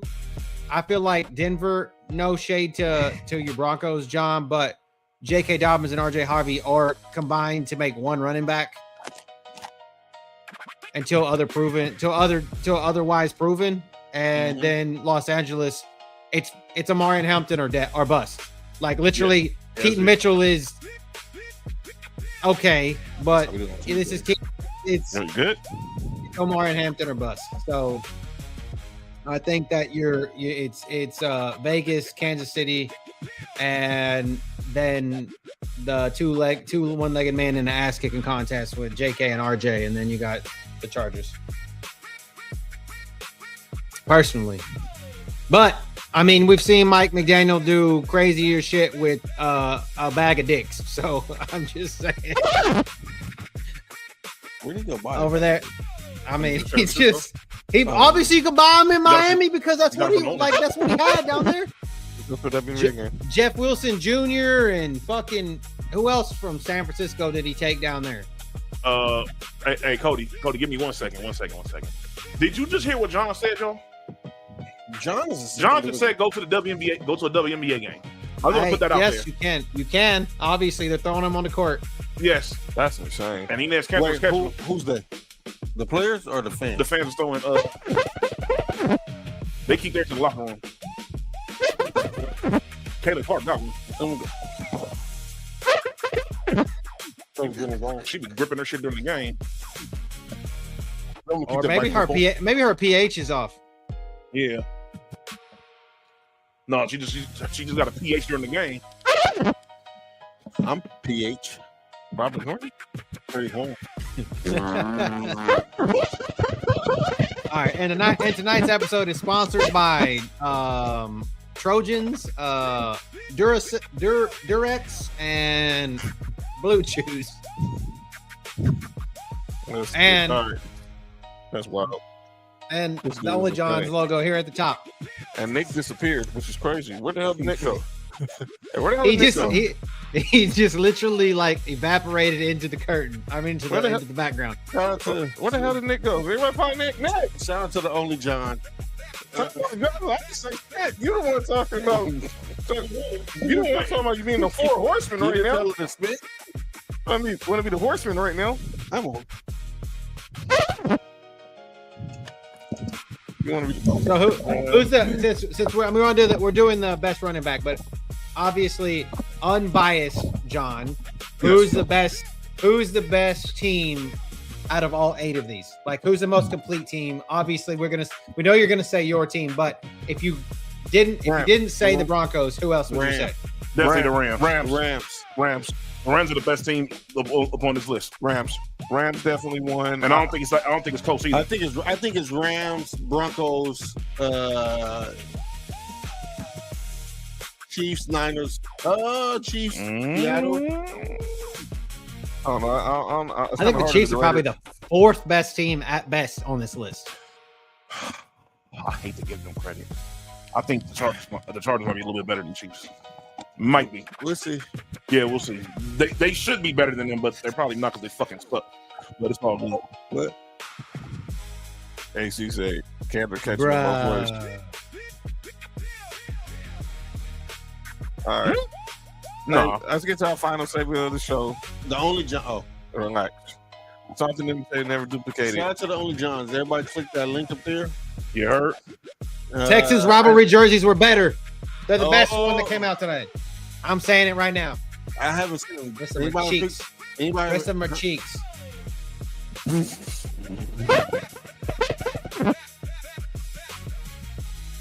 I thought I put it in the group chat, Mark. Maybe I didn't.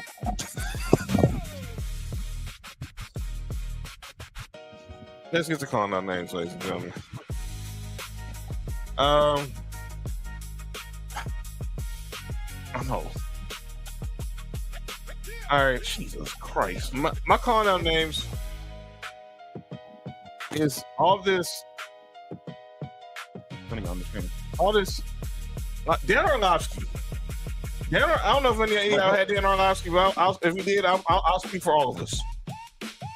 All this stuff Dan Orlovsky was saying yesterday about he felt basically saying get rid of Deshaun Watson, basically pandering to Shador. Browns fans don't deserve what Browns fans kick rocks. Y'all the ones who look. I have no problem with you booing a player when he's not living up to his contract or playing well. That's part of being a fan.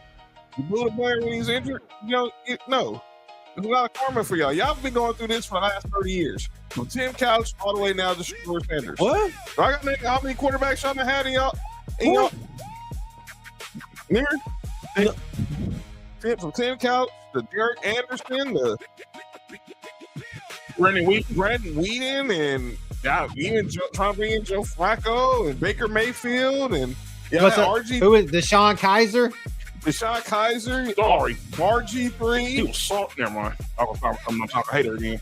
Tyrod was there. Tyrod, obviously. No sense. How many quarterbacks y'all done had in that? But Shedeur's the savior.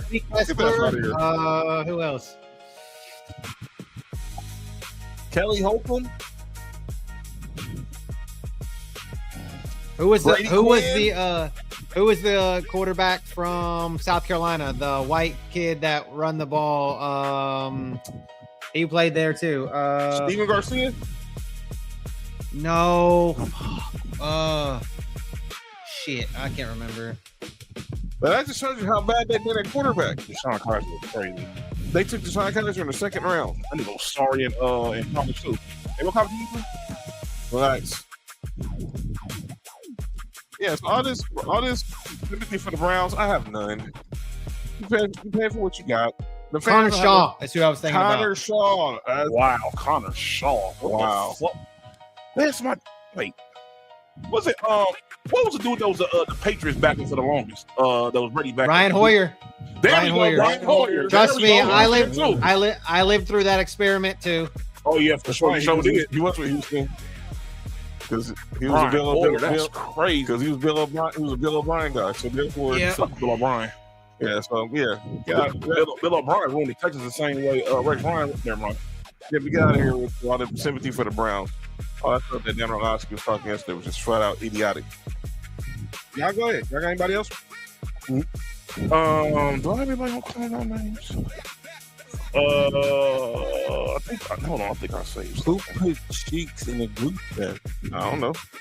Oh, Mark, check your phone. I sent you the Texans jerseys. All right.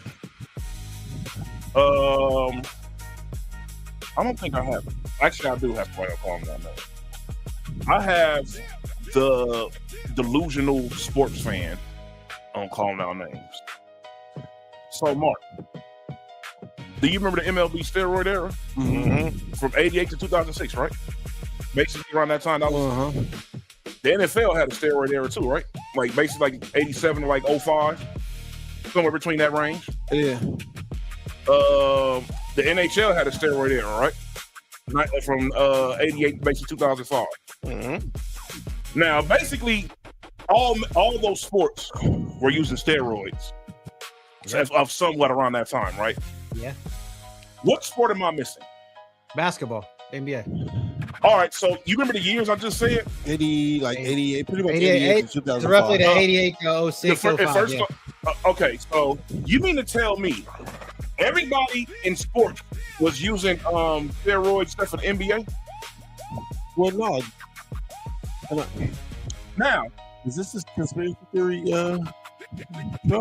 So how did the NBA survive not using steroids? You mean to tell me a single person used steroids? They did. Do y'all remember? Different kinds. Different kinds. Hey, do y'all remember when we was younger? How old NBA players looked? Yes. And these dudes was pretty much bald-headed by the time they was 25 years old. Some people younger than that. You want to hear a crazy story? Don McClain got suspended for steroids.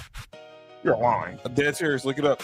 Wow. Don McClain. So why is it that the NBA somehow was the only league that didn't get popped for steroids throughout that time? Pick me. Go ahead, Mark. Who was the guy at that time? A certain bald guy by the name of Michael Jordan. He went bald at 22. His second year in the league, his shit was at the free throw line. You feel what I'm saying? That's where I started. And you mean to tell me that during the era of the 80s and 90s, where everybody was doing steroids, they was doing coke, everything like that, it just magically didn't happen in the NBA? Well, no, Jordan said his teammates was doing coke. Remember he switched? Oh yeah, he was drinking orange juice, He was right? drinking orange juice. Hey, I have a question for y'all. Fucking Matt Geiger was fucking suspended for steroids. Matt Geiger. Look at the people who are that we're talking about. Everybody was doing steroids. Matt Geiger, Don McClain. Everybody was doing steroids. Wait, so you mean to tell me is that why he got suspended? who? Jordan? No, he got suspended because of gambling. But here's the thing. He was gambling with steroids. Probably. So you mean to tell me this guy who you can physically see was stronger than a lot of people he went up against? Do y'all remember how Paul Malone used to look? Oh yeah, can you imagine him with a 13-year-old girl? Get out. Get out. Do y'all remember? Get out. Look, Alvin Hayes. Yeah. Alvin Hayes looked like he was a damn bodybuilder out there. You feel what I'm saying? Even wrestling had steroids, obviously, during that time. Yes. That was the 80s and 90s was fine. Everybody using steroids if you did some type of sport. You didn't Only 13 players in the history of the NBA have ever officially been caught suspended for steroid use or PED. That is the most bullshit shit in the world. My boy Darth Vader says Vernon Maxwell at World Rage of Clyde Drexler was bald in his prime. No, have y'all not seen? Have you not seen like the actual like updated photos of what David Robinson actually looked like? Like, go look at those. There's a lot of photos now where they've actually taken the fuzzy photos of David Robinson dunking from the 90s that were so hazy, and they've actually made, dude, the vascularity on that man. You're like Giannis. Well, he was in the literally. Yeah. But yeah, he was doing steroids too. And he was good.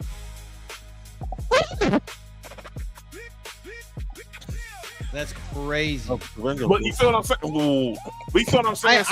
I agree with what you're saying. Yeah, like we're Nick, like I understand, like, you know, we all love our heirs of all sports.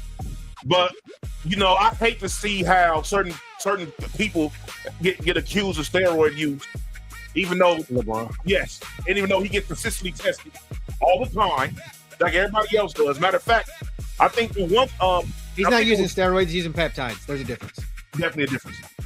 He's using peptides, which is everybody's using that now, and it don't matter how many peptides you got. Why everybody ain't doing the same shit he doing? Yeah, it depends. You feel what I'm saying? It depends how many Pepsis you take. You feel what I'm saying? Shout out to Pepsi. But yeah, we're not about to skip over the fact that the NBA just brushed everything under the rug when it comes to this steroids thing. When you can obviously see that these players on steroids. You know what I'm saying? There's the they play 82 games. Yes, they play 82 games. They was fucking juice. You feel what I'm saying? Yeah. They was juiced. And they were getting them. They weren't getting them cheap cigars. They were getting them Cuban ones that are illegal. So you feel what I'm saying? That's why you were seeing all this incredible, crazy shit. That's why all these fights was going on throughout that time. It was roid rage. You feel what I'm saying? Then when the skill era came in, it didn't matter if you took steroids or not. You had to have skill. You still actually have to show. Yeah. I'm just saying, dog. We're not gonna skip over the fact and be delusional of the fact that the NBA was for sure on steroids, but act like they weren't. Imagine if you was on steroid and had skills like Kobe. You mean like Jordan? Like Batman. Relax. That's what I call my name. You have anybody? I've got one. Cody, go ahead. Go ahead, Mark. I don't have nobody calling names except for Batman. So this is more of a public service announcement, and John, you might want to turn the music down for this one. Just a tiny bit. So it's that time of year, guys, girls, they, she, shim, shash, everybody. I'm talking to everybody. I'm talking to everybody. The Toronto mascots. It's that time of year where there's going to be tons of these people popping up in your social media algorithms talking about fantasy football help. Don't pay anybody for that shit. Nope. Don't. Please don't pay for that shit, because you've got all these dudes out here that say that they do this all year round. Even in sports betting as well. Don't pay for that shit. Don't pay for professional help, because no one's a professional sports bettor. Nobody makes money doing it. You do this shit for fun. You got extra money to spend on the side. You want to waste it like that, please do it. But don't pay anybody for that shit. Please. Please don't. So if you got questions, I don't need one. To be honest. I'll give you the best answer I can give you. I can back up some of it I can't. I don't stay in the game like that anymore. Play a lot, still do it, but don't pay for people's shit and don't fall for gimmicks. Please don't. So that's just my public service announcement. I want everybody to have a good year, have fun doing it, do it for fun, wreck your friends league, make some money, and your friends. Relax. your friends league, Marcus, your friends my leagues. bad. So, and then you can poke fun at everybody, but don't get goaded. Ladies and gentlemen, that's calling out names. Here, Oh, yeah, I gotta go. we'll be back here Friday, episode 499. By the way, after a week from tonight will be episode 500 Sports for You. Cody's gonna be on vacation. He'll be back. He'll be back the Tuesday after Labor Day when we getting ready for the NFL season. We're gonna preview week 0 of the college football season coming up. You got a couple of games, notable games. North Carolina's playing TCU in Dublin. USC's playing Florida State. Stanford's playing. Florida State's also playing this weekend. So a couple of TCU's playing, I think. Yeah, TCU in North Carolina are in Dublin. And then Oh, you said that, yeah. My bad. so yeah, TCU said foot. relax. Titties come. Mark, Oh, chill. Sorry. Make sure you hit the Sheesh. subscribe button for Sports for You and Ballers and Briefs on YouTube. Like us on Facebook, X, Instagram, TikTok, Sports for You Podcast, Ballers and Briefs. Follow us at Mastah D-Baters on X and Instagram. Follow us individually at John Watson 0984, X, Instagram, TikTok. At Hi I'm Mark on Instagram, Hi I'm Mark 1 on X. At 99 Gorilla on X, Instagram, and TikTok. Of course, you follow Cody at Ballers and Briefs. And we will see y'all Friday, Cody. Have a fun vacation. We'll see you in 2 weeks. And enjoy the last of the college football the NFL preseason. Good luck with your fantasy drafts this week. When is ours, John? Ours will be this Sunday. So we're gonna finalize it after the show. So we'll talk about that next Tuesday when Football Cody gets every back. week until February, So or until the end of enjoy February. week 0 coming up. Enjoy the sports and stay hydrated. If you're going through a heat wave, please stay hydrated. This has been sport. This has been Mastah D-Baters. I'm John. That's Mark. Sometimes. That's Nick. Yes, sir. That's Cody. And catch me tomorrow on Sports for You Wrestling. Pete And- Alonso. And Monday on Tribal Warzone. Peace. Mastah D-Baters. We stay lit. If you want the truth, come take your seat. Join the debate. Bring the heat. One mic, 4 angles, no fear, no pause, big names, big swings.